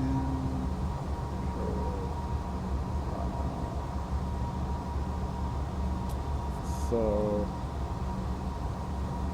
radar menu. I'm not getting a radar menu that I can see unless it's just not picking up in the radar. But track weather. So I'm gonna assume that. Well, let's do this. Menu and radar. Let's go down to radar. That and radar. Let's just make sure it's automatic. First time I've done this part. So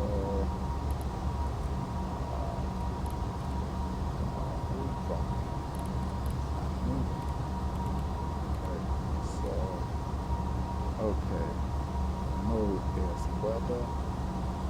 Okay, yeah, so mode is weather. So yeah, I don't know, guys. If you know a little bit about the radar and whether or not I'm doing something right or wrong, then leave it in the comments. Either way. All right, fuel imbalance. Ah, shucks. All right, So how do I solve the fuel imbalance problem, guys? All right, so I am gonna go to, I'm gonna call the fuel truck. Let's get fuel for the tank that's low. So I need 400 pounds of fuel because that's what the difference is. And I know in real life, I don't think I could call the truck and he would refill with engine running. But in this case, if it'll let me do it, I'm gonna do it. Okay, so can I do a reset? All right, so 400 pounds, so 6.67 times 400, right? You give me gallons. Oh no, I need to divide that out. So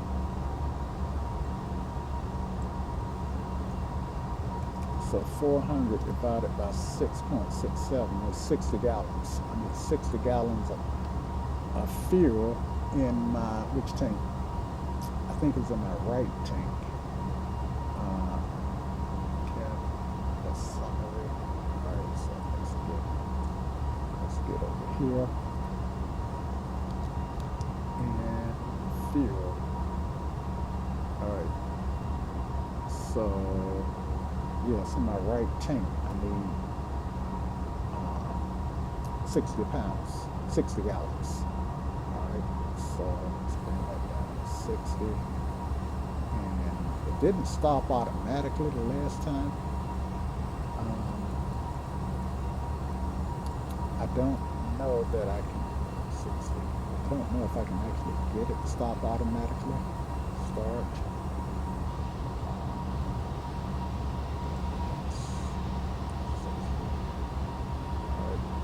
Reset, maybe.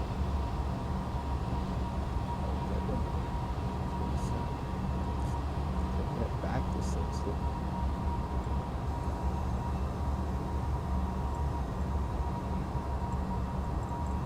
Anything to slow you down, right? All right, so 60, all right? And I'm going to put that in our right tank. Verify that it goes in the right tank. And yeah, it's going to go in the right tank. So let's find our fuel panel. And let's get that started. Turn the fuel on. And I'm just going to stick it in this tank. All right.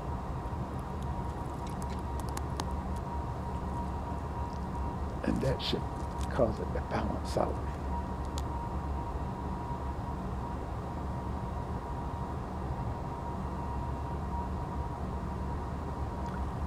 And I think the reason why that tank burns more fuel, I think that's because that's the tank that the APU is on.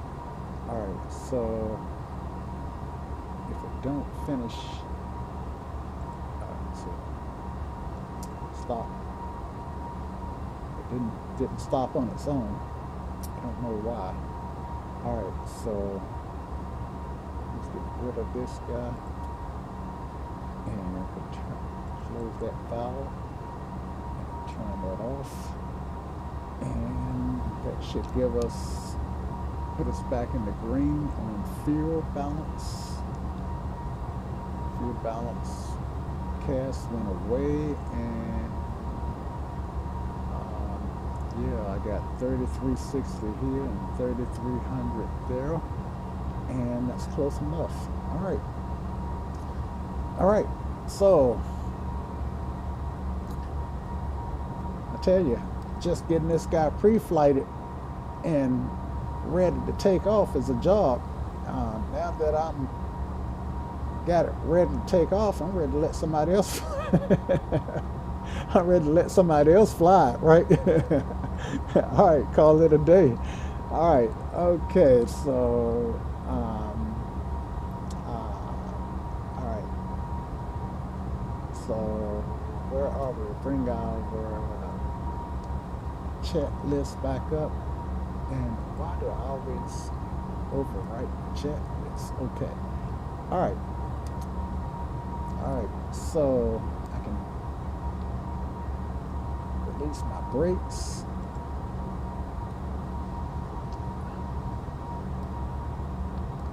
Release my brakes. Good. And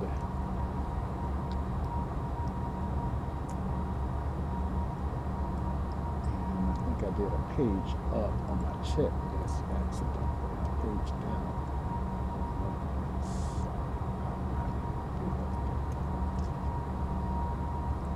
Just get a page checklist.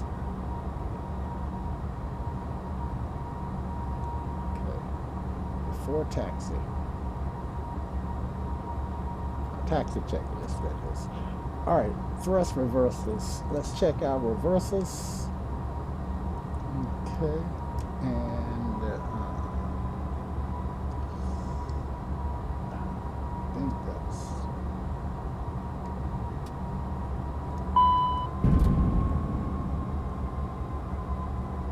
I'm looking for reverse.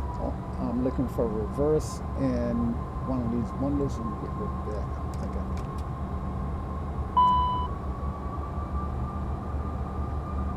all right, yeah, reverse, unsafe, so it didn't like that. Okay, yeah, but they are working. Okay, and I was only supposed to do one at a time. I did both flaps, 20 degrees. All right, flaps are set. And altimeters, cross check. 3012. Uh-oh. I got some pump problems here. Let's see, hydraulic pumps. And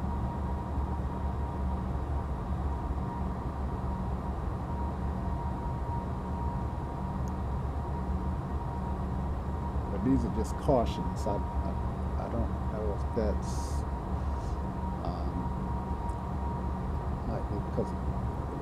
might be because I'm sitting here holding the brakes. All right. Anyway, let's start to go. Okay, radar, weather on, and I'm not sure how to get that coming on. Let's get rid of this caution. Blinky.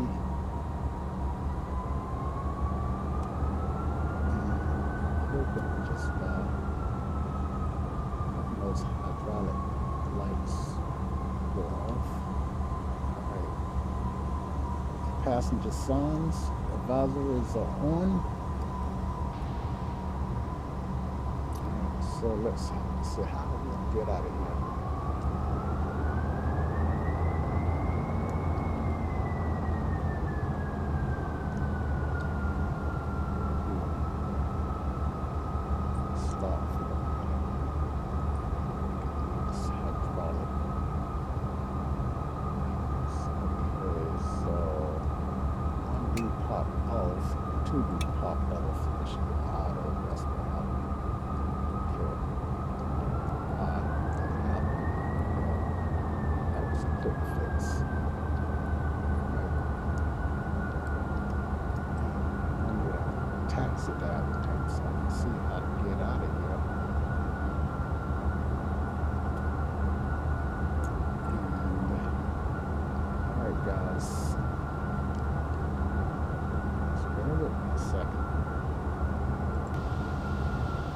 We're looking for our way out of here, and it's like it's going to be a night flight. Gee whiz, took us a long time to get this guy to the point where we could even taxi.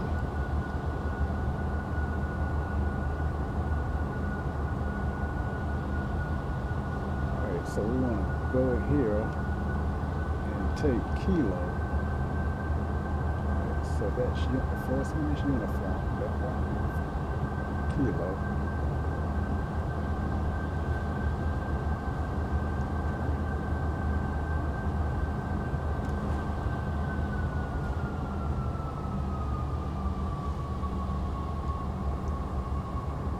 This is Kilo. kilo. Got no steering turned on.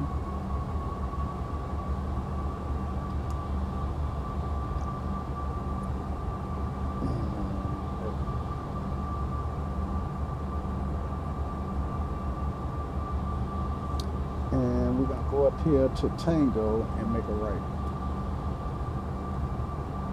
Looking for Tango. Alright, so we're going to make Tango 4. Go right here.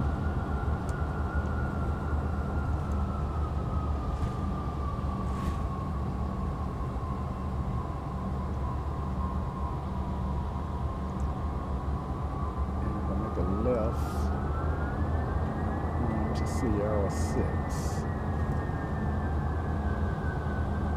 That's Sierra 7. So that's second out of the Sierra 6.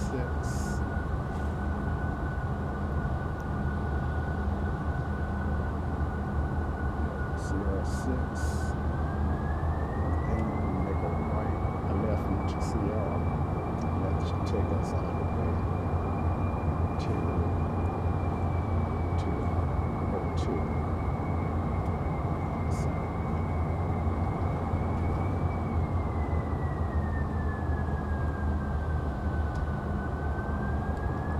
Alright.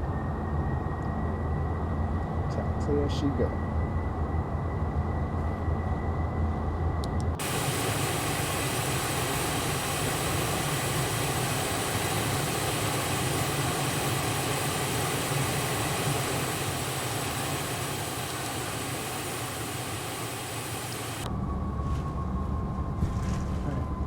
This guy and this guy again. I can bring it back at some point. If we do, look. Let's see. Maybe concentrate on my taxing so I can stop dancing on the yellow brick road. Alright. But it's hard to do. Okay, let's see.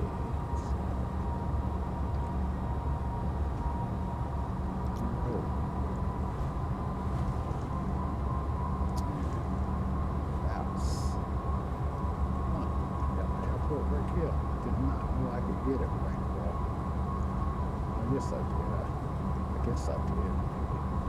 Anyway, keep that in mind. Sometimes the habitat can be your best friend, I guess.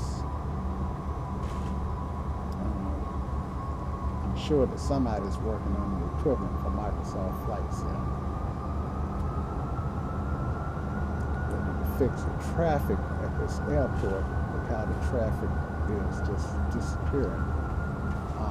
I know sometimes when the traffic goes up under, sometimes they have the road up under something, and I think that's what's going on. That the road go up under and probably come out. Might be stretching it, because that's a long way for a tunnel, isn't it? But mankind is capable of some amazing stuff, so yeah. All right, guys, we are getting ready to get wheels up. Finally, a lot of pre-flight there.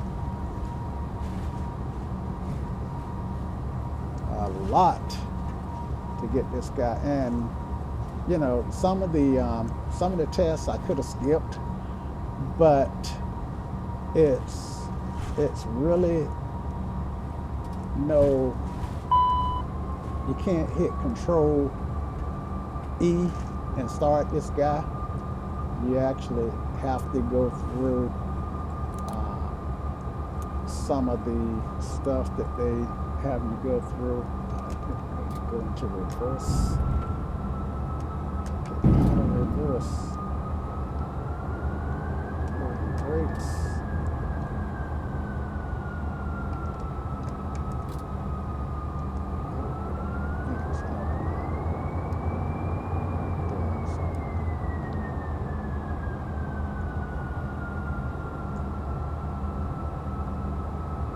Okay.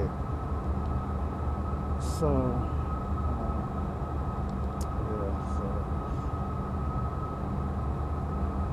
remember I was telling you that I probably would have to bring it back.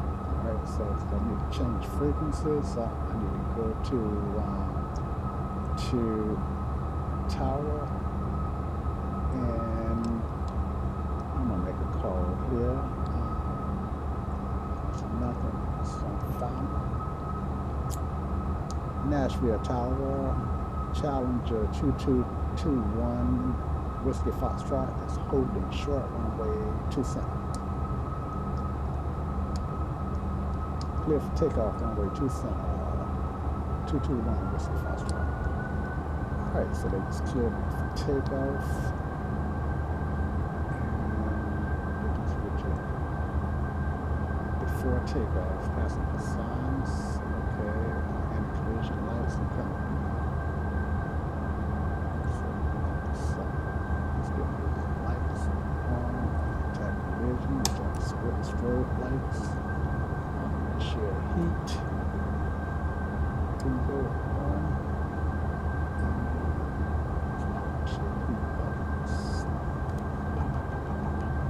I've got tired. Can't find stuff all of a sudden. Okay, where okay, they're already on. Alright. Continuous emission goes on.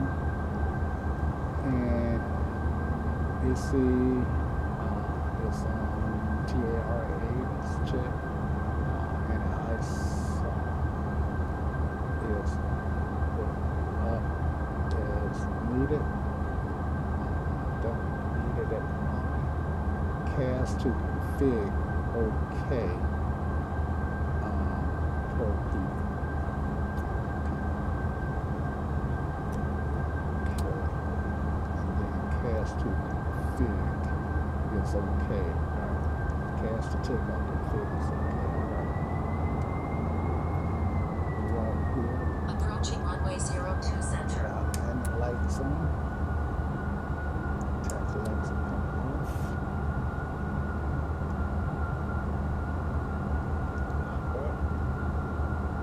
And one thing this jet has is auto throttle. So take off brief. We're gonna climb to 140. We're gonna make a right turn to Rory, and probably would be smart to pull up that chart.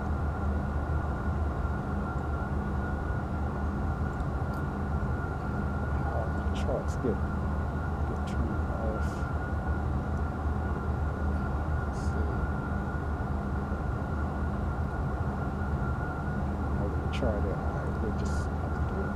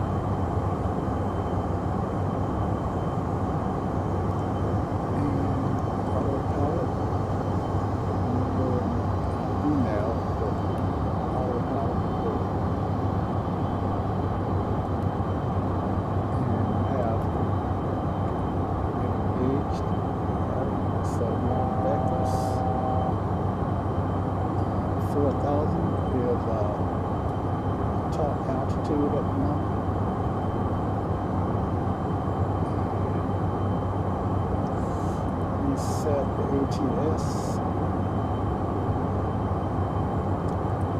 Go around thrust set. Positive rate. ATIS.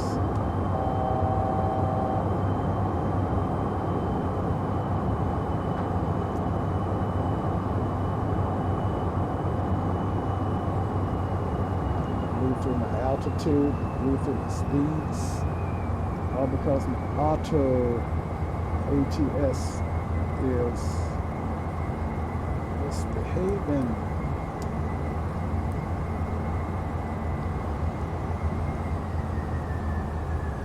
Traffic, traffic. All right, got traffic, got TCAS. Where are you? I don't see you on my TCAS. I've got under Level off, level off.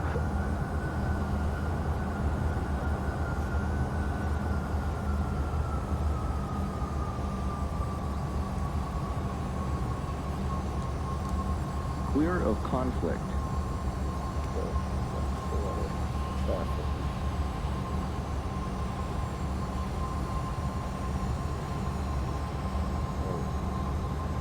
So 173. I know we want to go south towards Troy, Tippin, that is. So let's go here, get Tippin, and then direct. Troy, direct. All right. And now, flight directives is taken a different way. Let's see. Autopilot, put that on. Nope. Autopilot is good. Alright. Now.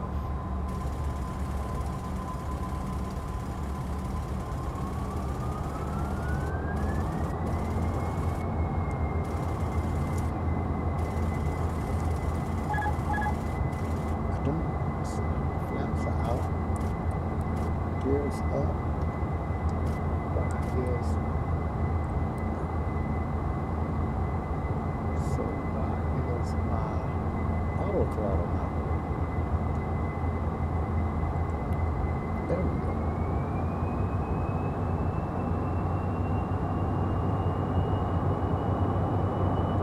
So it should make it doing more than 200 knots. So is the ramp executed?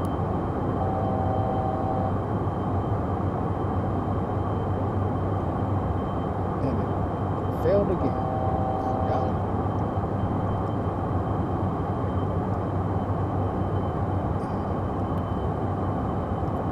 So get it back. There we go. I think speed is what it should have changed to. But we are way above our assigned altitude. Like crazy. And it's the time. Let's see. Flight. This guy here. Flight change.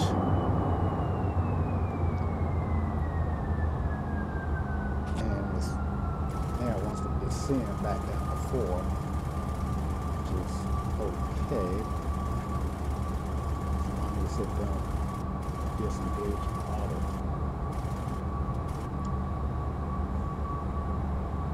I should have.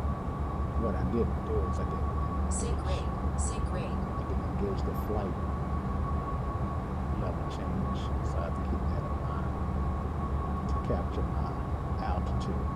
All right, so I'm learning, guys. You know, I don't fly this guy very often. Now, why is my speed? Why? I know I'm descending, but my speed went down to 159.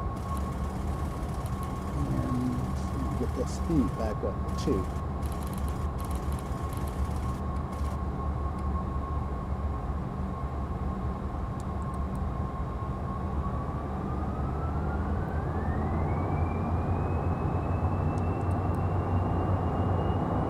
And altitude,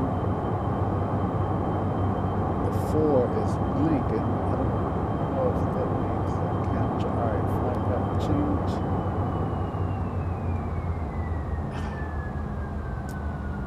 I don't know, guys. Let's see. So let's just go on up to our assigned altitude.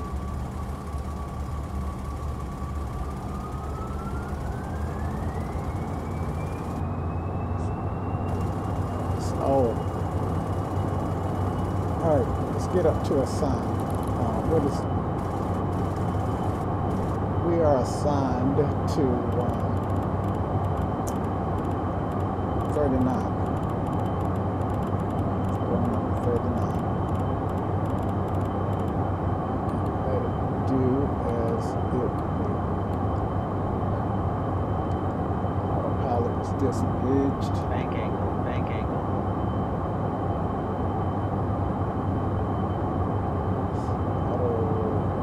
Flip this guy.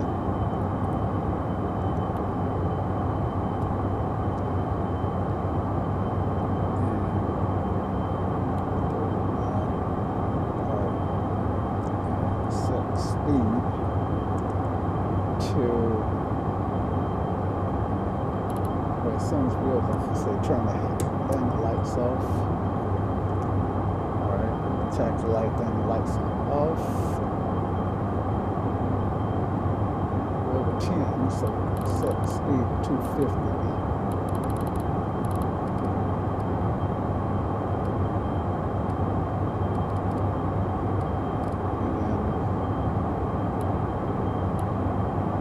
I was hoping this is going to be a little bit smoother than this, but this is a 2-pilot operation, and pilots generally have years of flying this guy before they actually in the left seat here.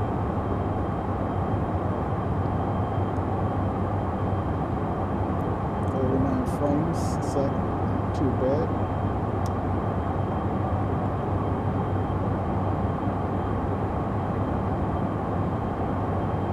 Climbing at 3,100 feet per minute.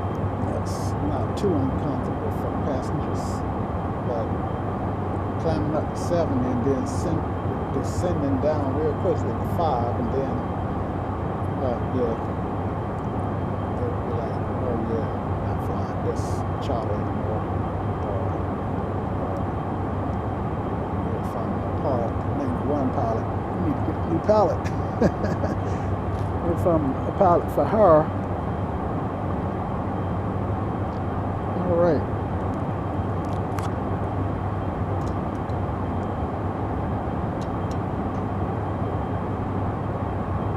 So I think I'm on my let's see what my legs.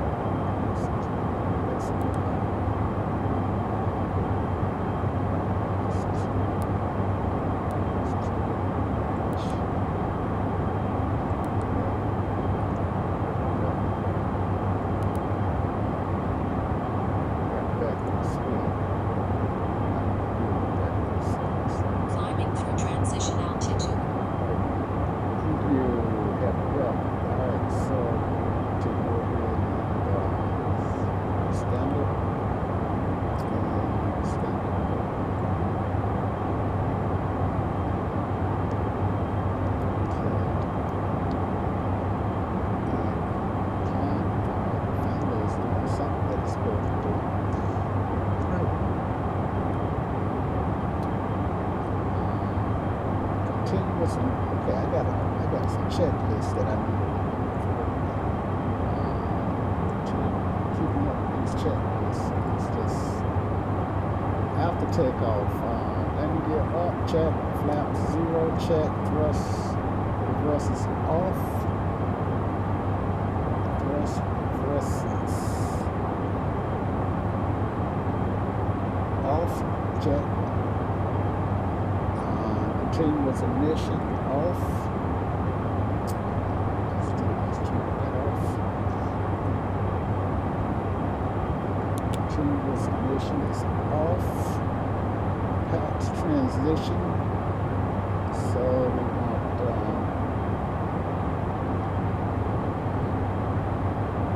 1, 2, 3, and 4. Okay.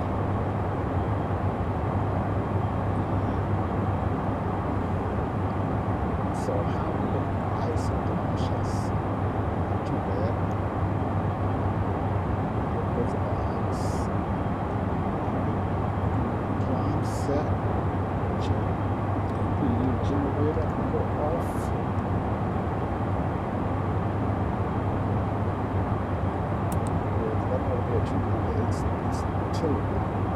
That should be turned on somewhere in the checklist. So let's get something somewhere. Passenger signs. Let's smoking to the state.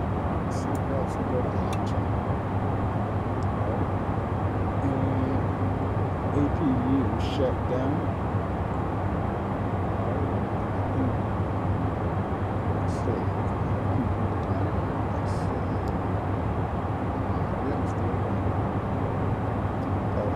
The reason I know it's running because this is 100% it's generating exhaust gases. So let's stop here. And that should stop it. And she's powered down. Okay, passenger signs on, off, auto. That's the recast is clear except for the green lights.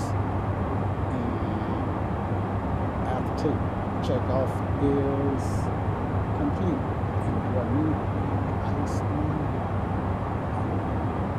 Turn off right now because I don't see any visible moisture haze, but I think that's going to cause me to pick up ice.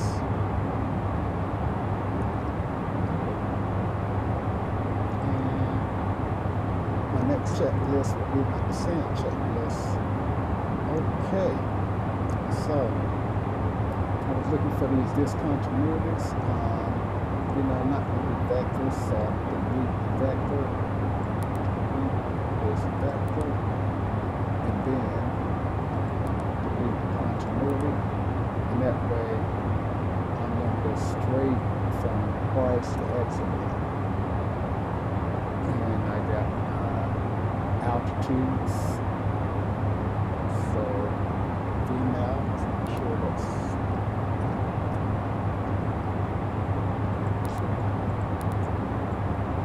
not sure that VNAV is still engaged. But I see the green light, flight path change is still engaged. She's still engaged all the way to 29. Alright. Yeah, so we're getting there, guys. And I actually got headsets that I have it. Yeah, I think headset. I must have it off. Back a while ago, but yeah, I can cut out some of that engine noise. It's not so loud, you know, from flying pistons. Then, you know, those jet engines way at the back is quiet to me. So 250 on the test. I got true L speed of 411 knots over the ground at 435. And coming up on a waypoint, making a turn to the left.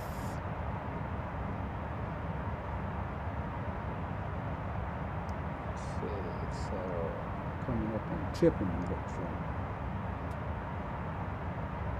Yeah, coming up on tipping.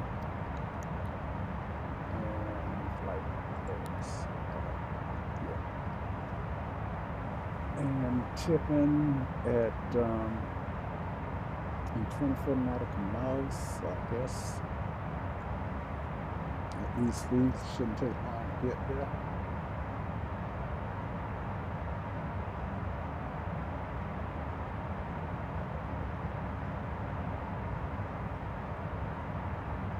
And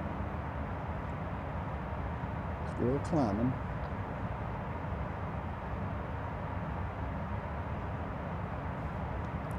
Let's do a flyby.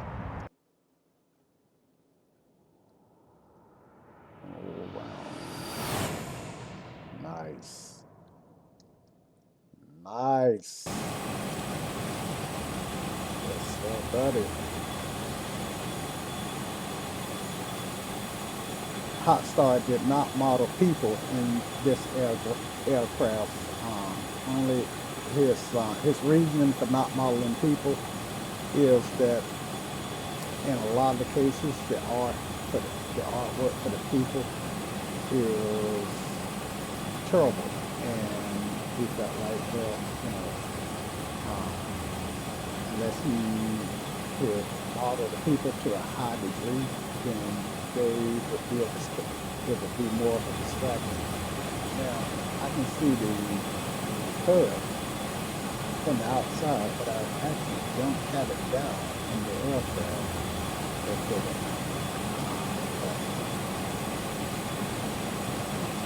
I'm not going to fuss at that. In fact, let's lower the hood. Let's put this back. Let's put this back. This is not doing us any good at the moment. And let's get the hood.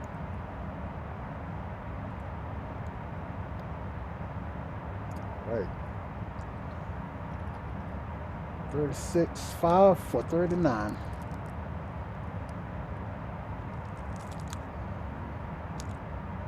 .250 knots indicated, 0.72 mark, a mark 0.72.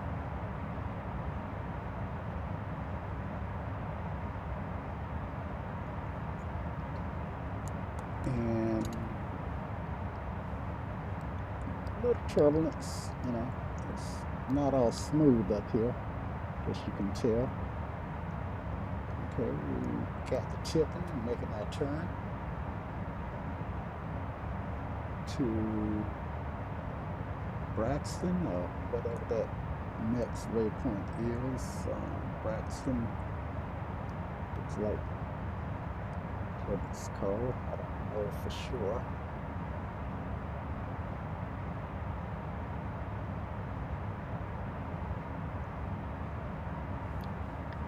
And I know you can't see me, but I want to pop into Valanta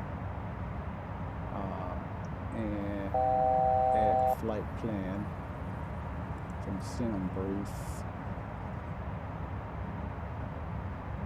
and let that fly along with me.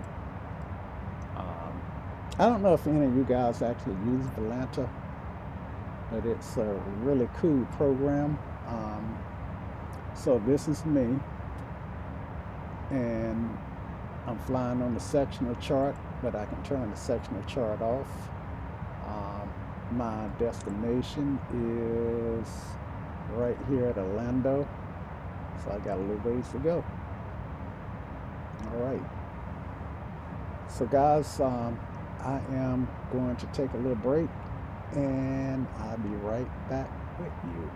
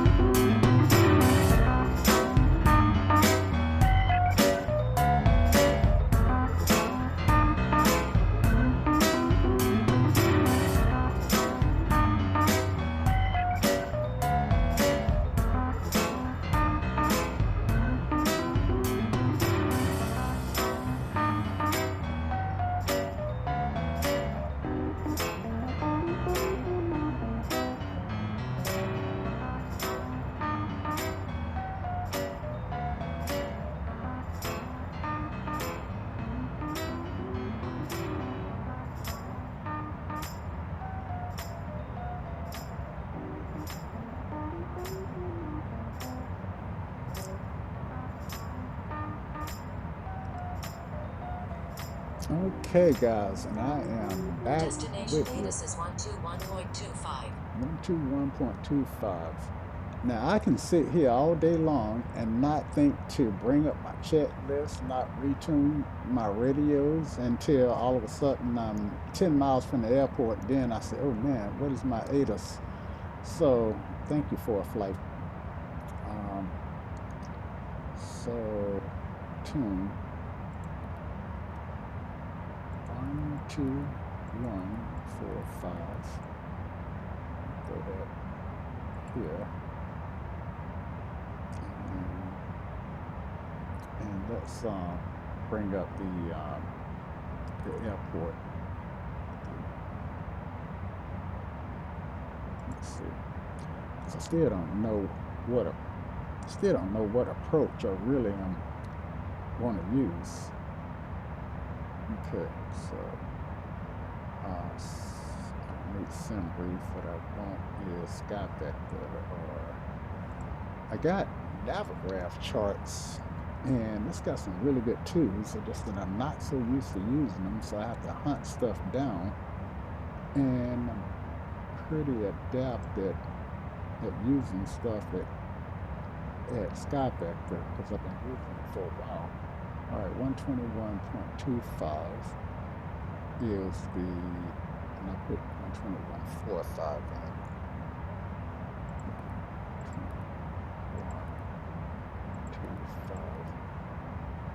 121.25. Okay, so what was that? Is that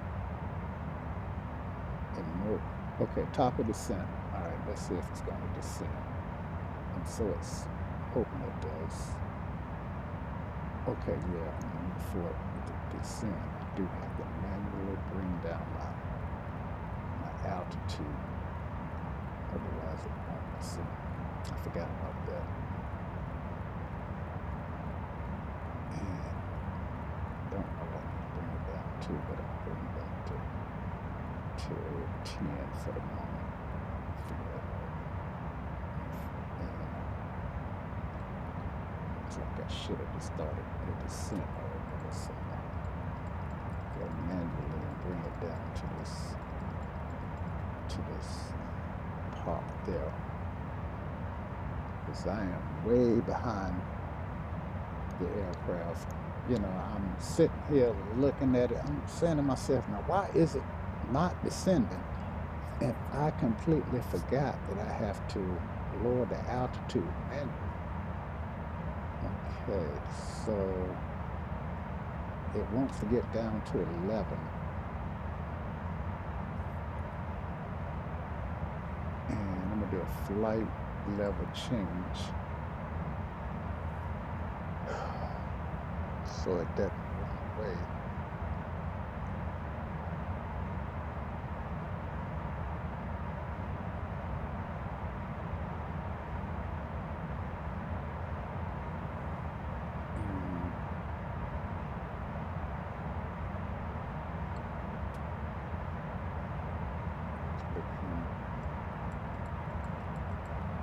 Pitch it down a bit more since I'm so far. I'm having to drop it like a rock, right? Drop it like it's hot.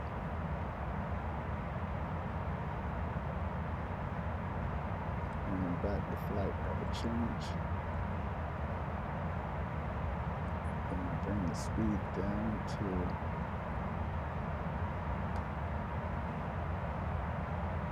to something a little bit more manageable. Okay.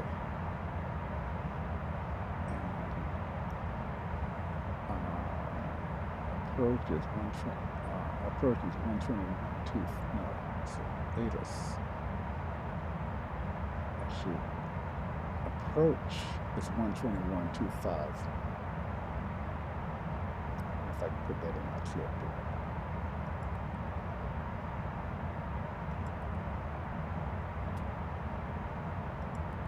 No, it won't do that.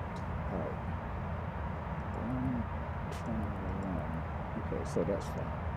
And ATIS, what is ATIS? Oh no, that's approach ATIS. Yeah, that's what that is. Approach ATIS is 121.25. Right? I might be in ATIS range already.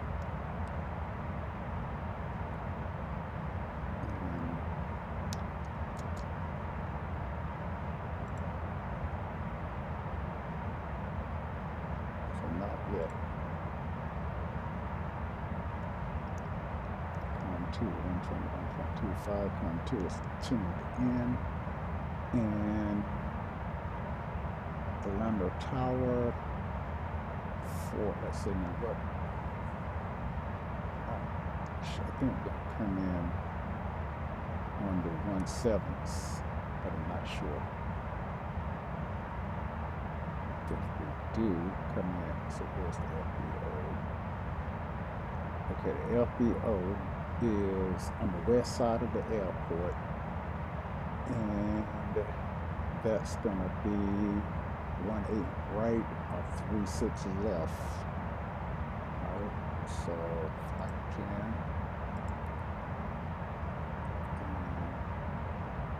And next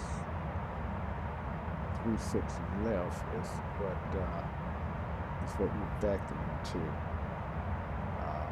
I need to change that to 18. I'm not sure how to do that though.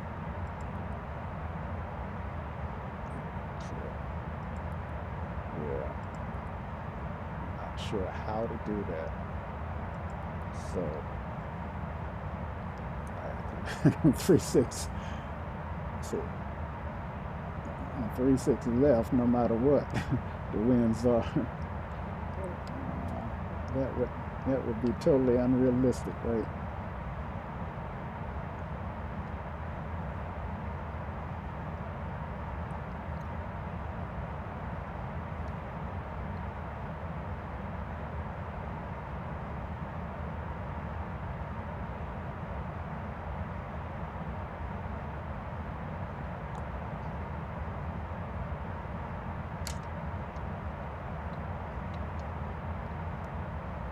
Okay, so let me pop up the tablet and let you guys see on the map where we are.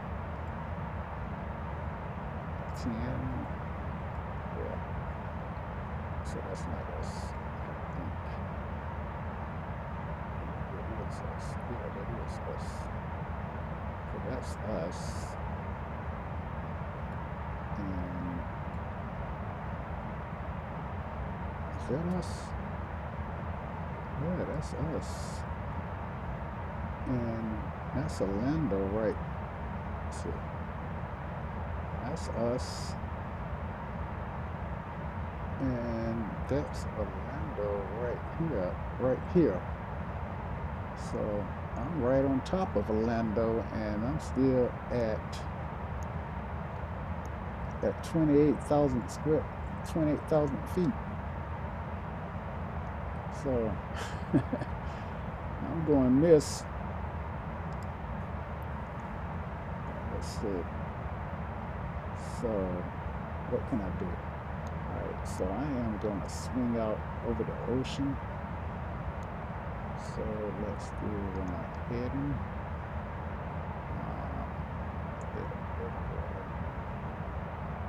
Okay,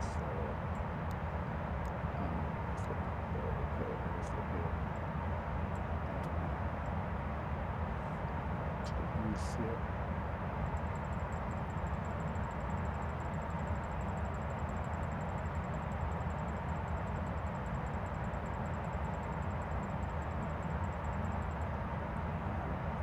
fly to here.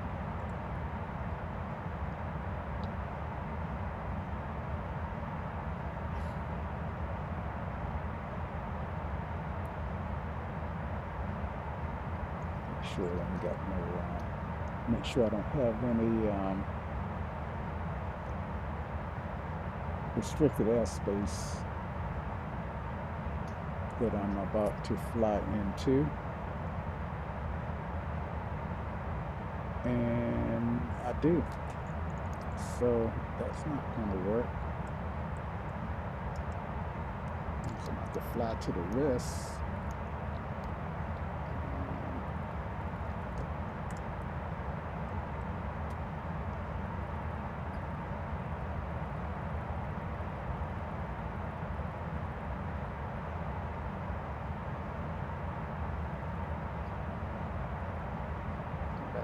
little bit. Now I'm at a point where there's no way I can avoid busting that restricted airspace. I know you guys can't see it, but trust me, I do have some restricted airspace that I'm about to burst into. Orlando INTL Information Whiskey. 000 Zulu weather. Wind 300 at 6, visibility more than 10. Sky clear, temperature 27, dew point 11. Altimeter 2989. Arriving runways 18 right, 17 left, departing runways 18 left, 18 right, 17 right. Advise on initial contact you have whiskey.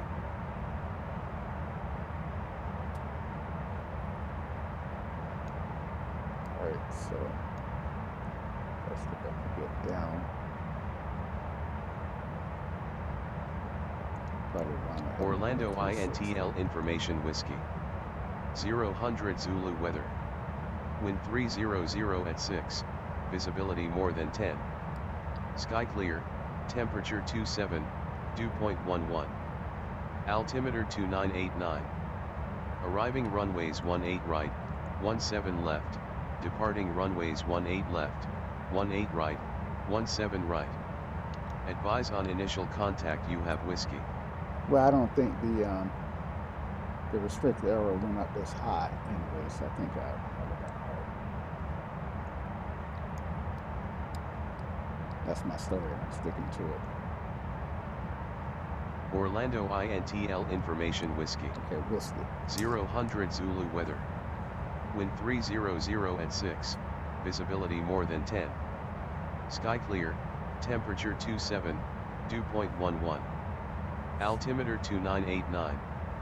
Arriving runways 18 right, 17 left, departing runways 18 left, 18 right, 17 right. Advise on initial contact you have whiskey.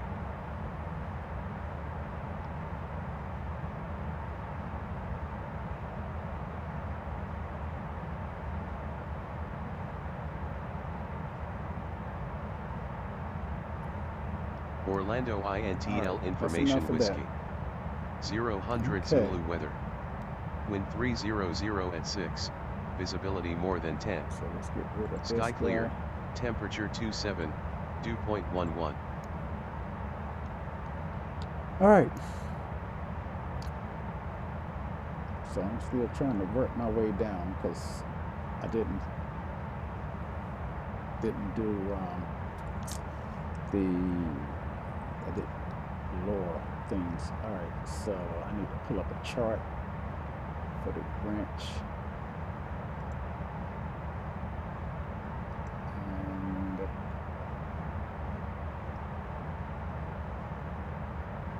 that's an arrival, approach, departures, arrivals. Alright, wrench 3. Alright, so I got wrench 3 arrival. My transition.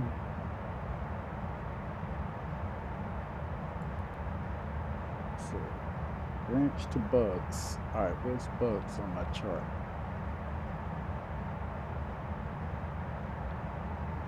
Alright, I see bugs. Wrench to bugs. And I need to be at 16 at bugs. Alright, so if I go, so I'm at 16 now, so now I can go straight to bugs. So let's see, how do I tell this thing to do that? Direct. Okay, direct bugs. Alright, and then nav. Hidden off. Alright.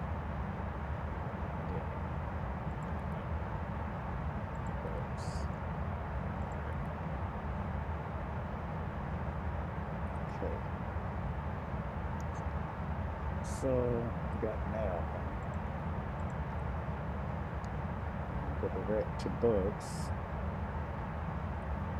And I should turn my altitude up to 16. Come on. Let's make it 15. because it's actually between 13 and 15. 13 and 16, I mean. All right.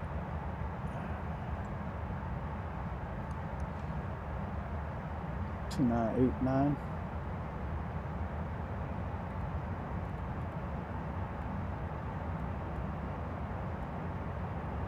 2989. All right. And FMS to bugs. I'm going the wrong way. So why didn't it turn around? Let me turn it around that way.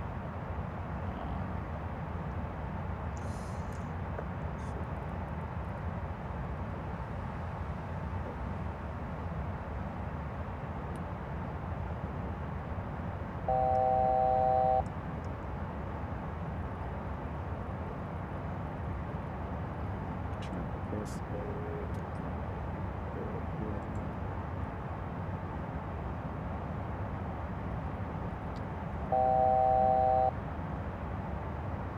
Okay.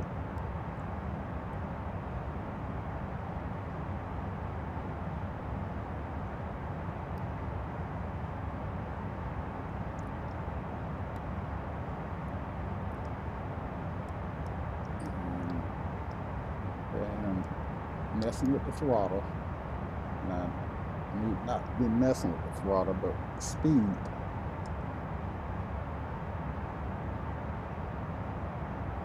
Okay, so I'm not sure what the aircraft is doing. Of course, I can't see outside, so I'm having to rely. Okay, still turning. Okay.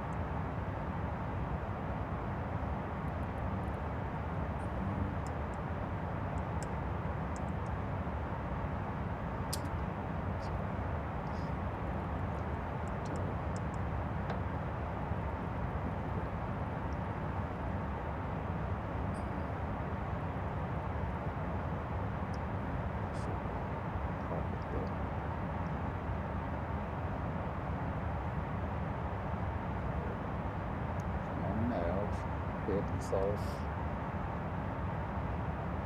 Looks like I'm on nav.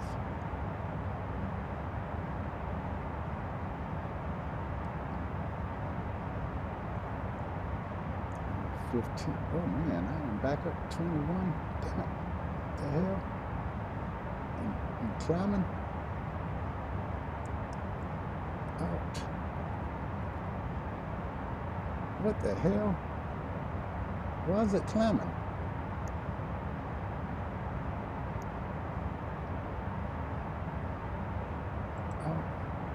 Hold that for a second. What the hell is it doing?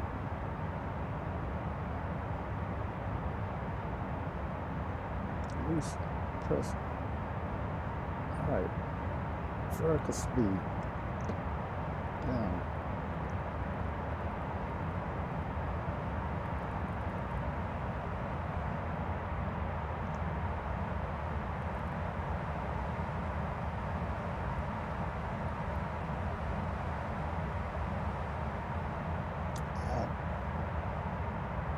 Virtually got the aircraft.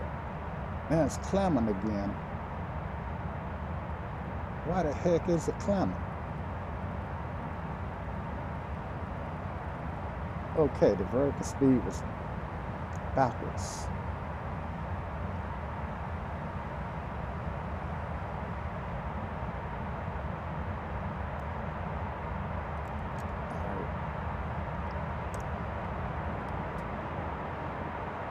Sync rate.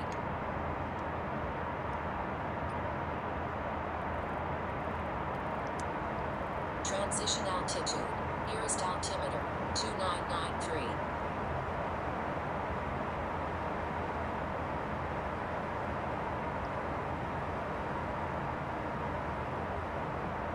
Damn thing climbing up again.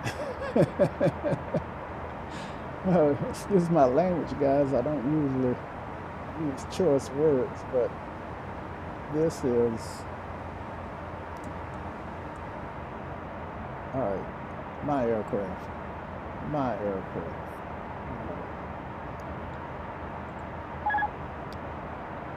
Sync rate. Sync rate. Yeah.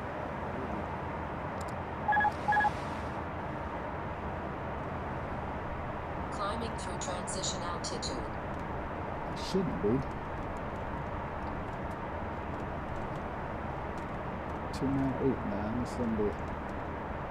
That's what I got. So I should be way below transition altitude. All right. So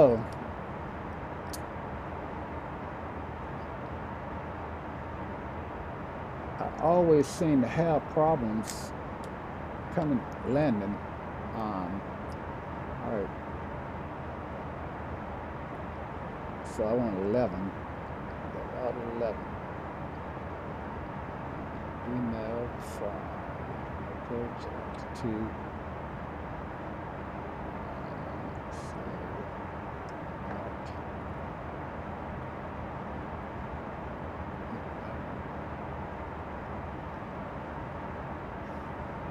Sync rate. Sync rate. And my flight director wants me down.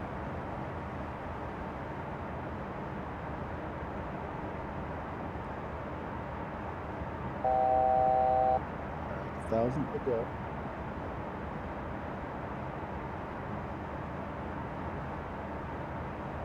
Alright, so let's go back to autopilot.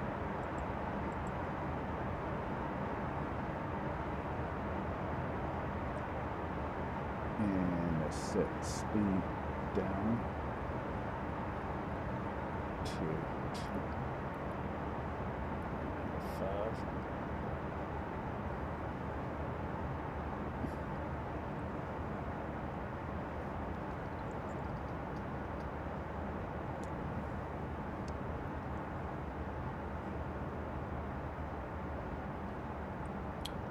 And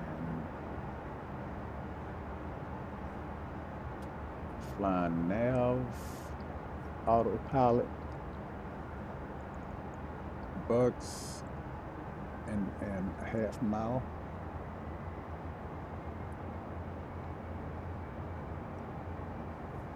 So let's set this guy down to 14, 9 actually. I want to set it, execute. I'm going to set it down to the lowest, so 1600. What I want to set it down to.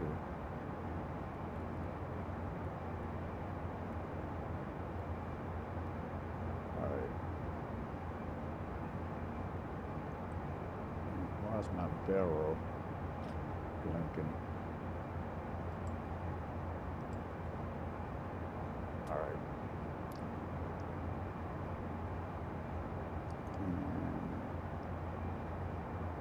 Now, am I back on? Am I getting back on course?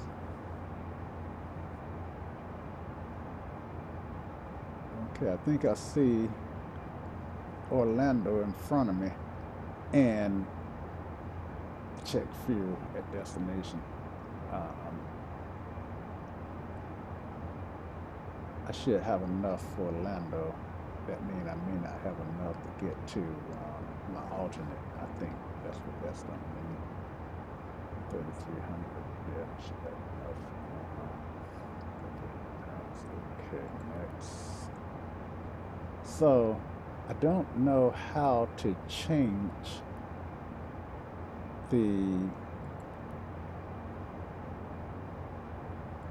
Let's try this. And then let's try 8. What was it? 1 8. 1 8 left. 1 8. Clear. 1 8 left. Throw that there.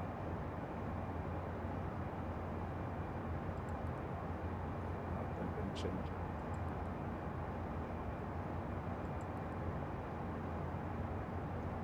Got vectors again. A little vectors because that's going to be the discontinuity set.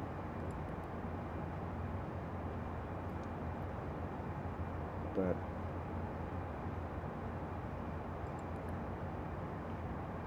so approach. Okay, approach. Next. Next. First.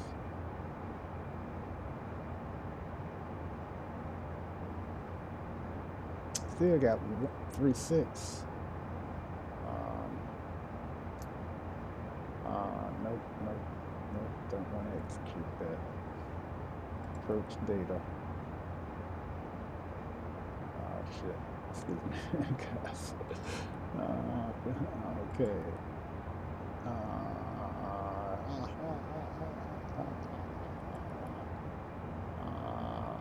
Branch RNAV 3.6, and I don't know how to change it to 1.8, so I'll have to fly to 3.6. Okay, tower. I know that the winds ain't favoring 3.6, and winds are 300 at 6, so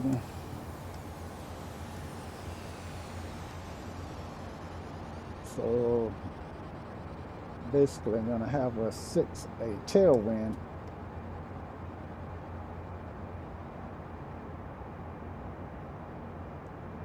And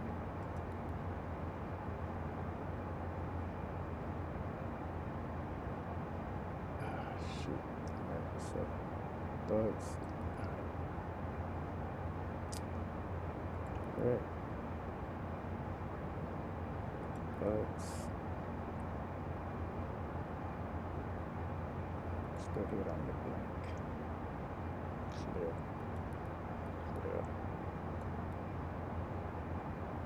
blank, direct.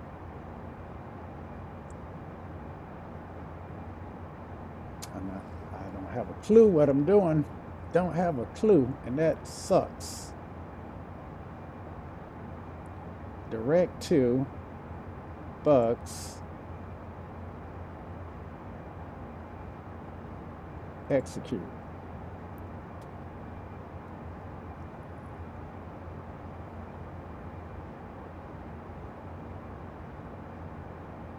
Since I passed bugs, then what it's doing is turning around. So I'm gonna do direct to wolf.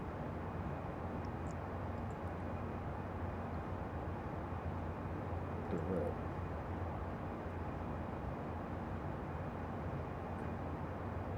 So I'm gonna put wolf in the okay, and then direct, and then execute. All right.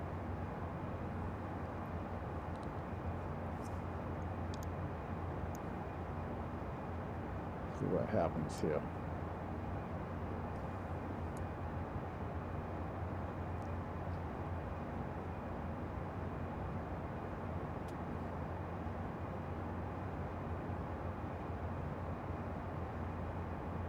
Because I don't know where wolf is at. Let's see, I'm looking at a chart. I see Grinch, wolf. You know what? Blank. I can't go to wolf. Yeah, I have to go. I can go to wolf for 3.6. I can't go. If I was going to 1.8, I wouldn't be able to go to wolf. But yeah. All right.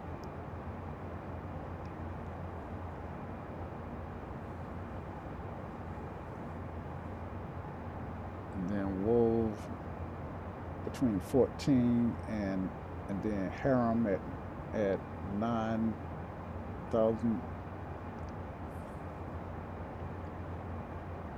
Dory 2 at 8,000. Price at 5,000. Hopefully she'll descend. VNAV is on.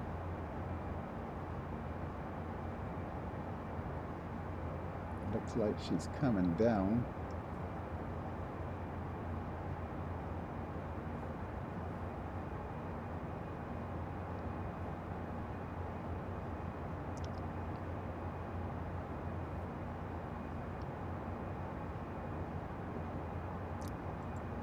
Really would help to know what I'm doing, but I don't. So looks like I'm headed to Harem now.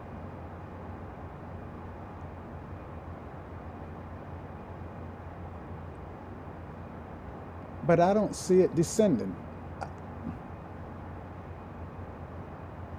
This little green tick is where it's holding. So it's holding at 11, and it need to be going down to 9.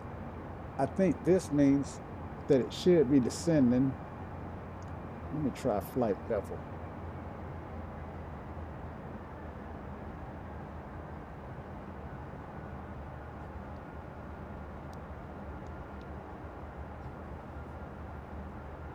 There's my airport.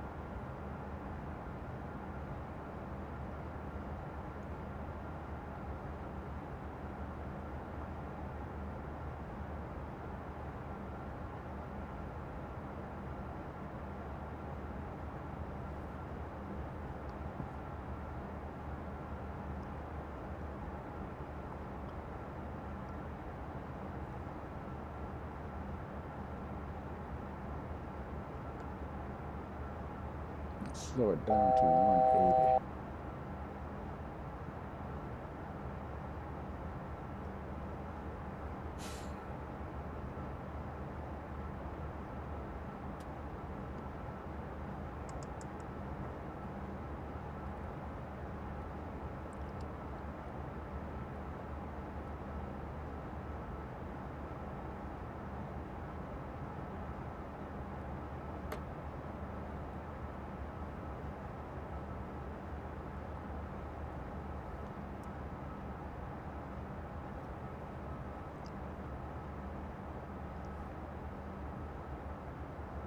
Okay, I'm gonna go back to flight level change because I don't know any better.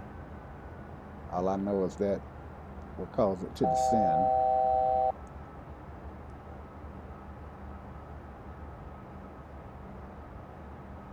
I think I want 8,000 now.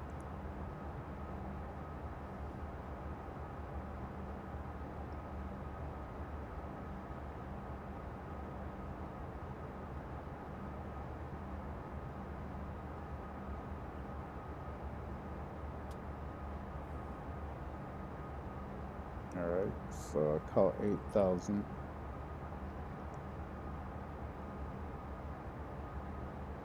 And then how do I know when to hit flight level change again?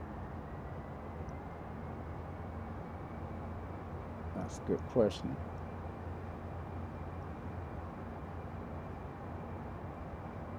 So how do I know when to descend again? Okay, so as long as this is at 8,000, then I'm gonna hold it. When that change, then I'm gonna hit flight level change. I don't know any other way to do it right now. I thought it was gonna do it all by itself, but it's not. So it is what it is, right?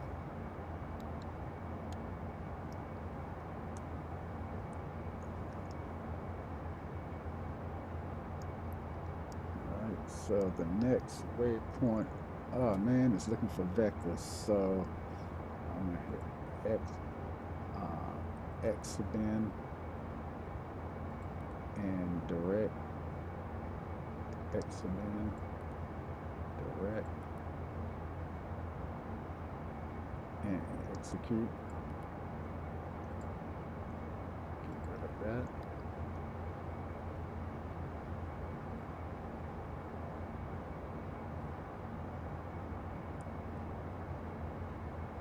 Okay, so I should be going straight to Exabin now.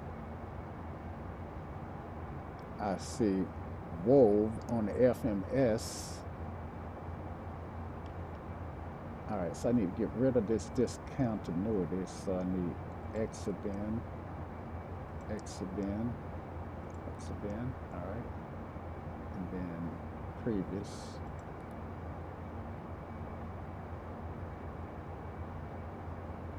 previous. Previous. Shit. It's this man. Alright, so let's go direct.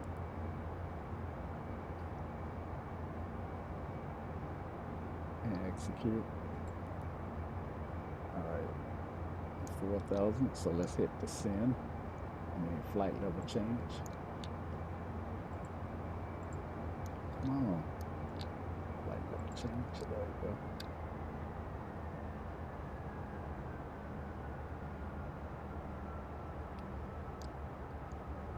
All right, let's turn on our landing lights.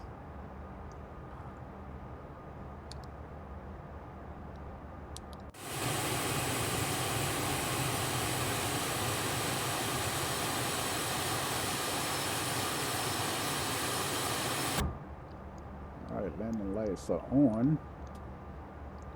A lot of landing lights. Okay. And why don't I have any lights on up here?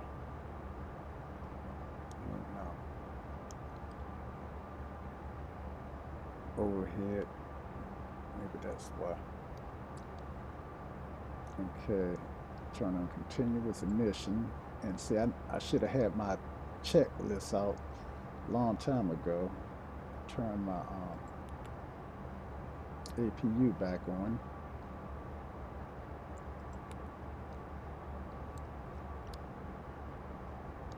Okay, start.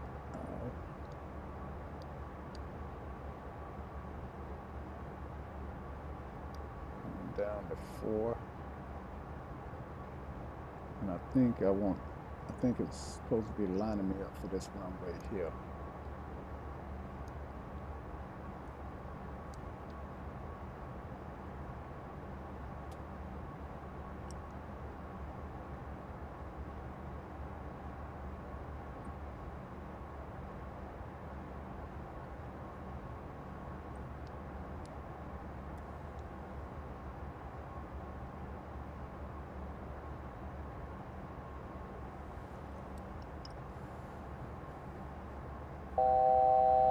Okay, 1,000 to go.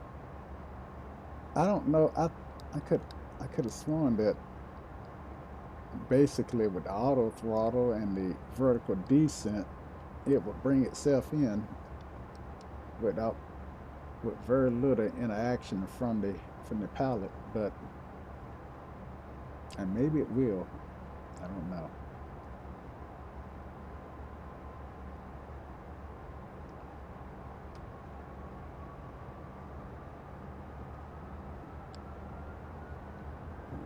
Okay.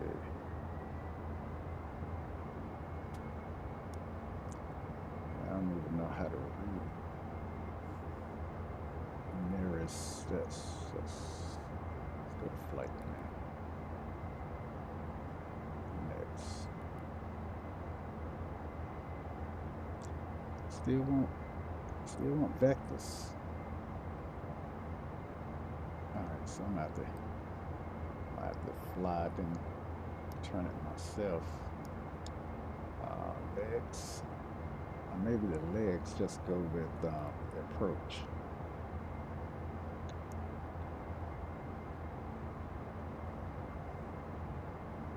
Okay, so I got 13 nautical miles basically to X-band.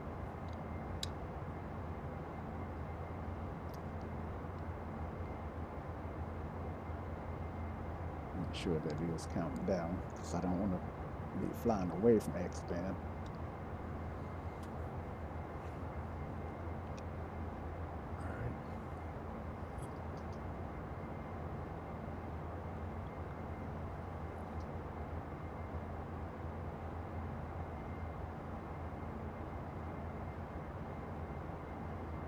And I do realize I am going to come in on the wrong runway.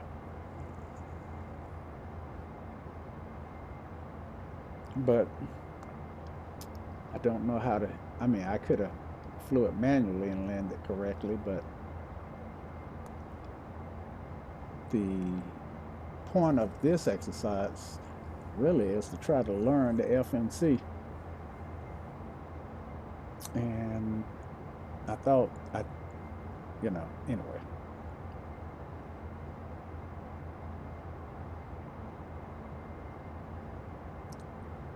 Okay, I got fuel enough for a miss, but not for the alternative, which I think is Atlanta. But the weather's great, so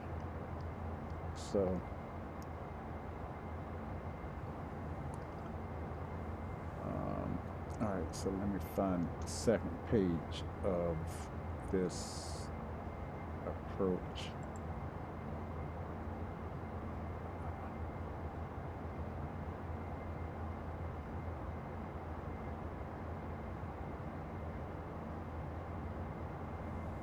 Of this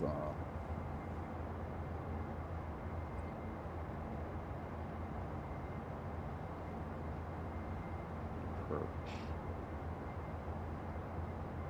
This is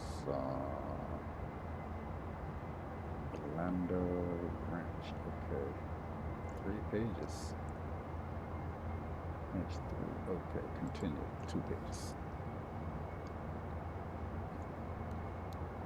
All right, so turning towards the runway, and I'm gonna hit the approach button now.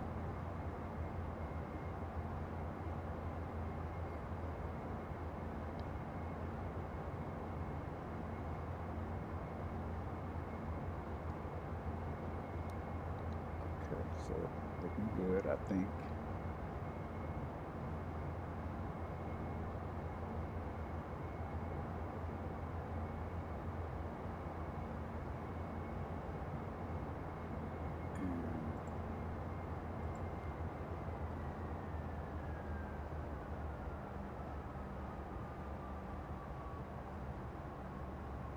All right, 1600 is what we're looking for.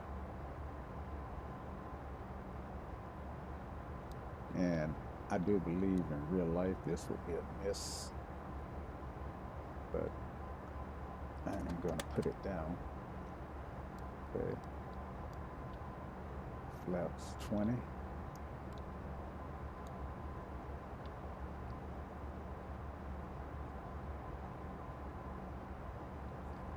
Gear down.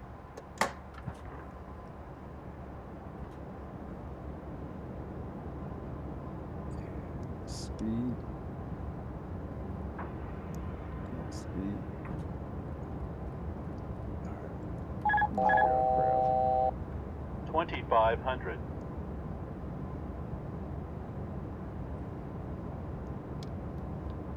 Flaps down. Flaps 20. Flaps 30. E-brakes deployed. Reverse thrusters need to go to arm. Ground spoilers are armed.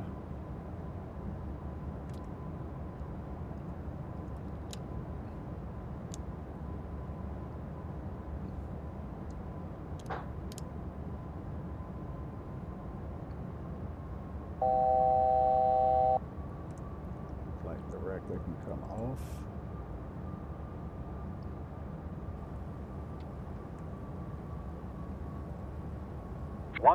Traffic. 1 mile final runway 36 left. Okay, Traffic. Traffic. I don't see the traffic.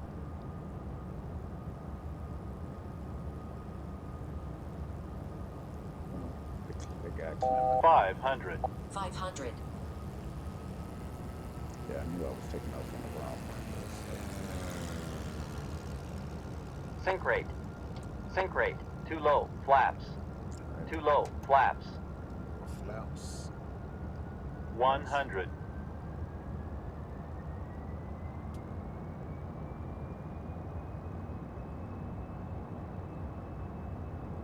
Baby sink.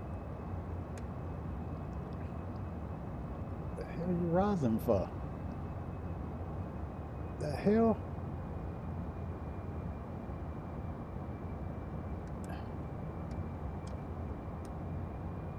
Too low. Flaps.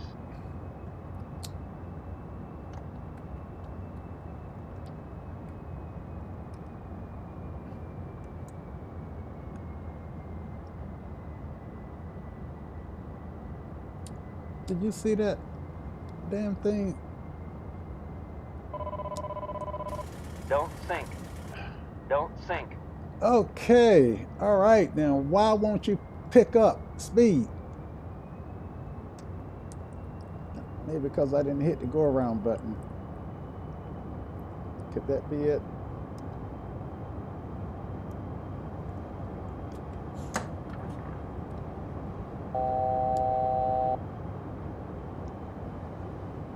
All right, so I'm gonna come back in on the right runway this time.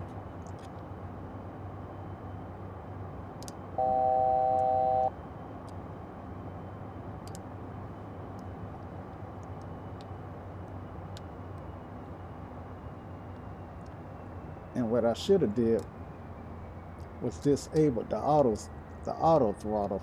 That's I disabled the all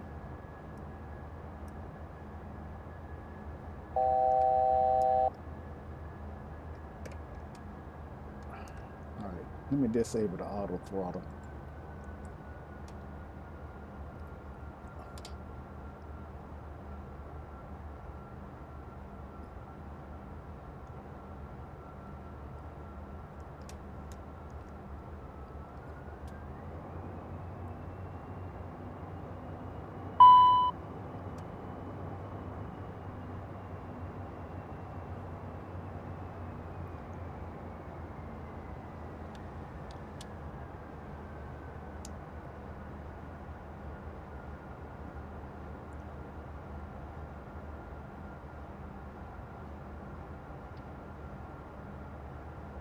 All right. So this would be my holding pattern, so to speak.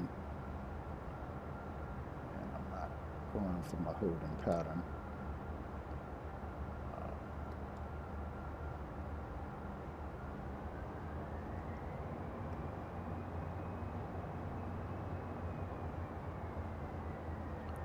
All right, so let's say the ATC told me to turn left, turn right to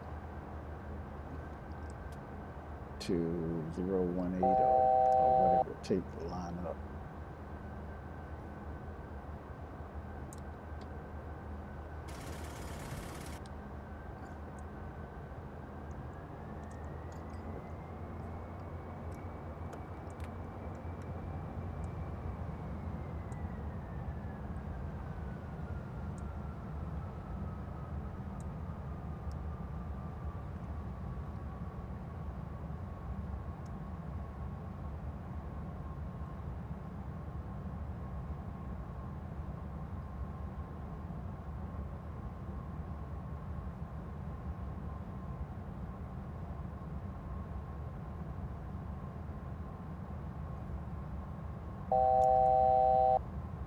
Now, where's the runway that I want? Is it the one with the rabbits? I surely hope so. 1,000.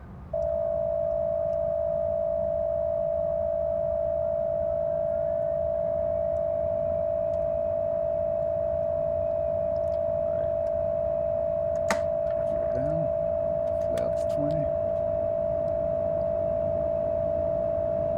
And that's not my run. That's not my my airport is way over here.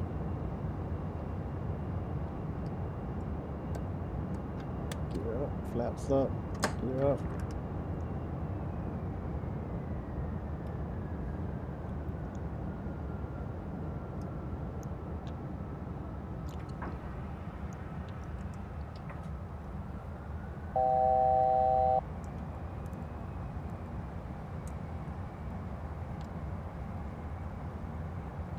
Okay, I think that's my runway over there. All right, so let's side step, see if we can't pick it up. I think that's it. All right, flaps, gear, spoilers.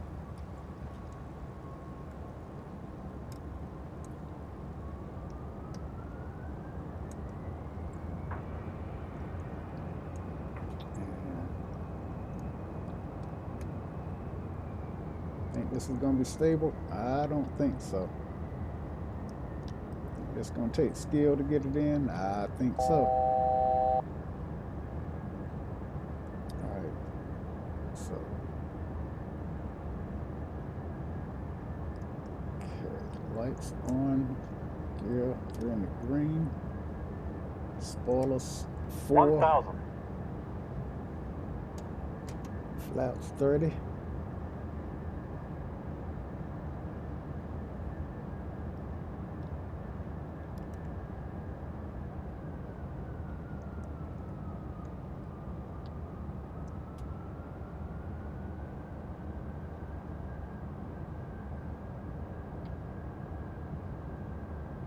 Sink rate. Don't sink. Alright, flaps 4. 500. 500.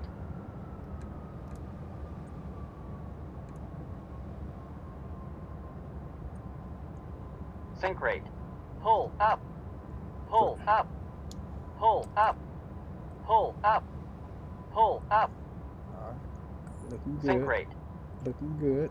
50, 40, 30, 20, 10.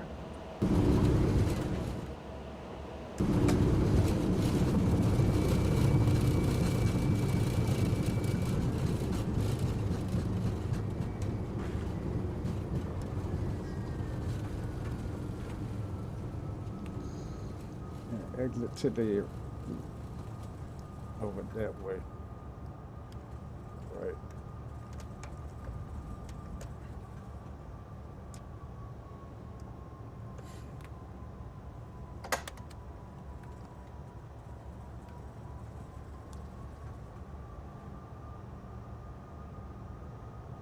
Oh shit. Excuse my French, but I think I'm way over here. I think I'm way on the wrong runway. I think I'm on 1735. Yeah,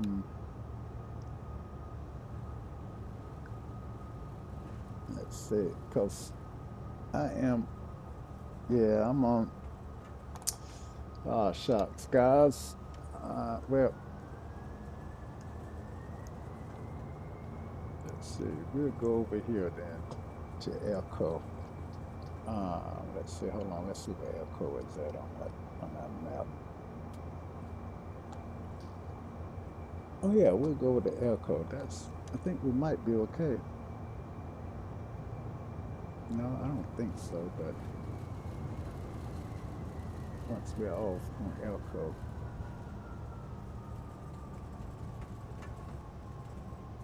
One 8 right, 18 right. We might be okay. There's the fire station. Yeah, that's the fire station. And here's the FBO should be right here beside the fire station.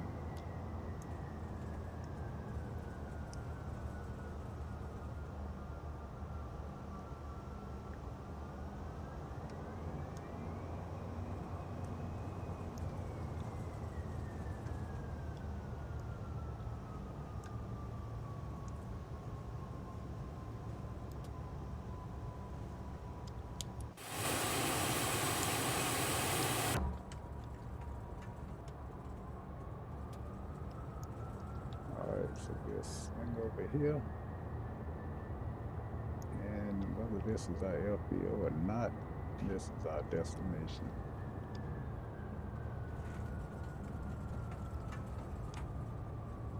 Alright, so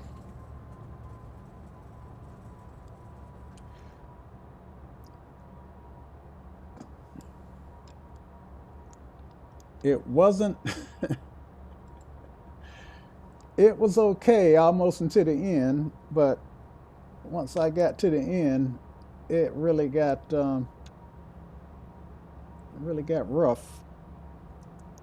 It got let's see, I want to, that's my brake. No, that's not my brake. That's my brake. Yeah, so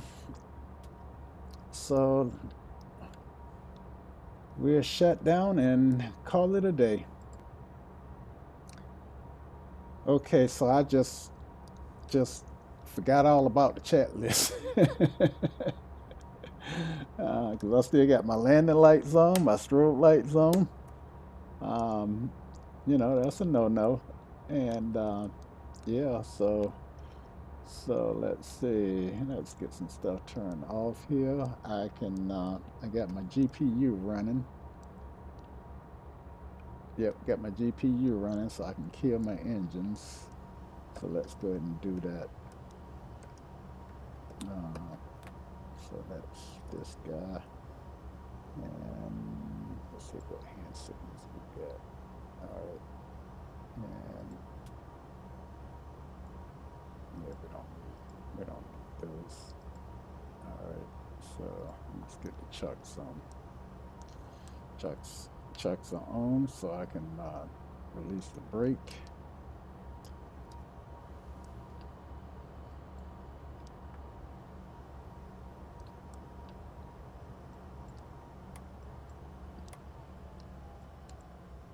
And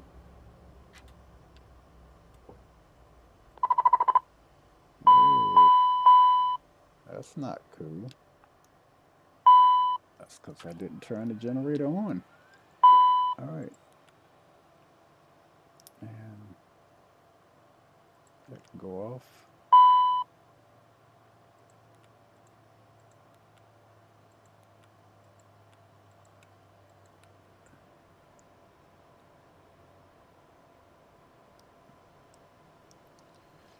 All right. So off, off, off.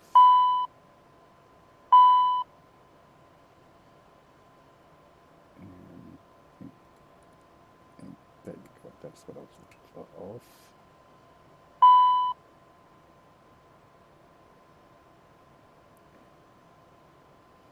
All right. Off, off,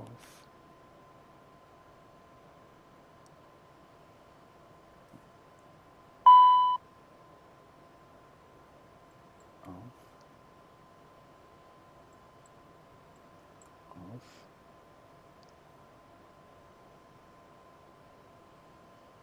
off, off. Beacon is on. Now it can go off.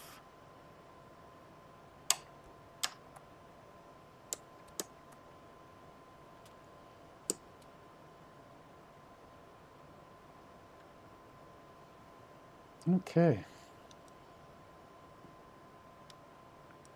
Anything down here I need to be cognizant of? I don't think so. Um, that's why I don't do the career mode yet, because I gotta take some more flights before I can actually have this airplane be persistent. So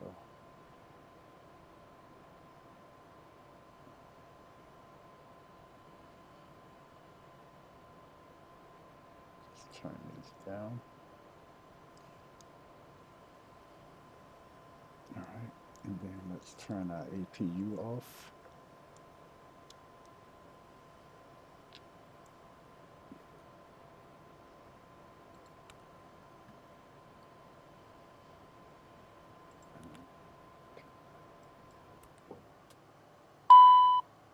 Air conditioners went off.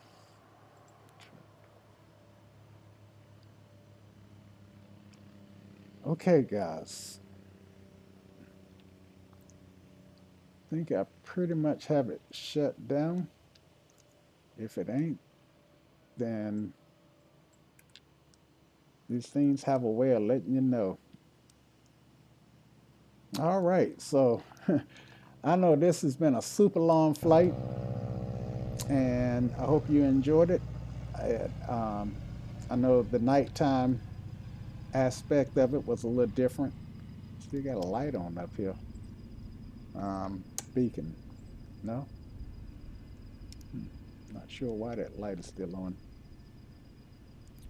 But in any case, I hope you guys enjoyed it, and it was fun for me. And until next time. Y'all come back now. Cheers.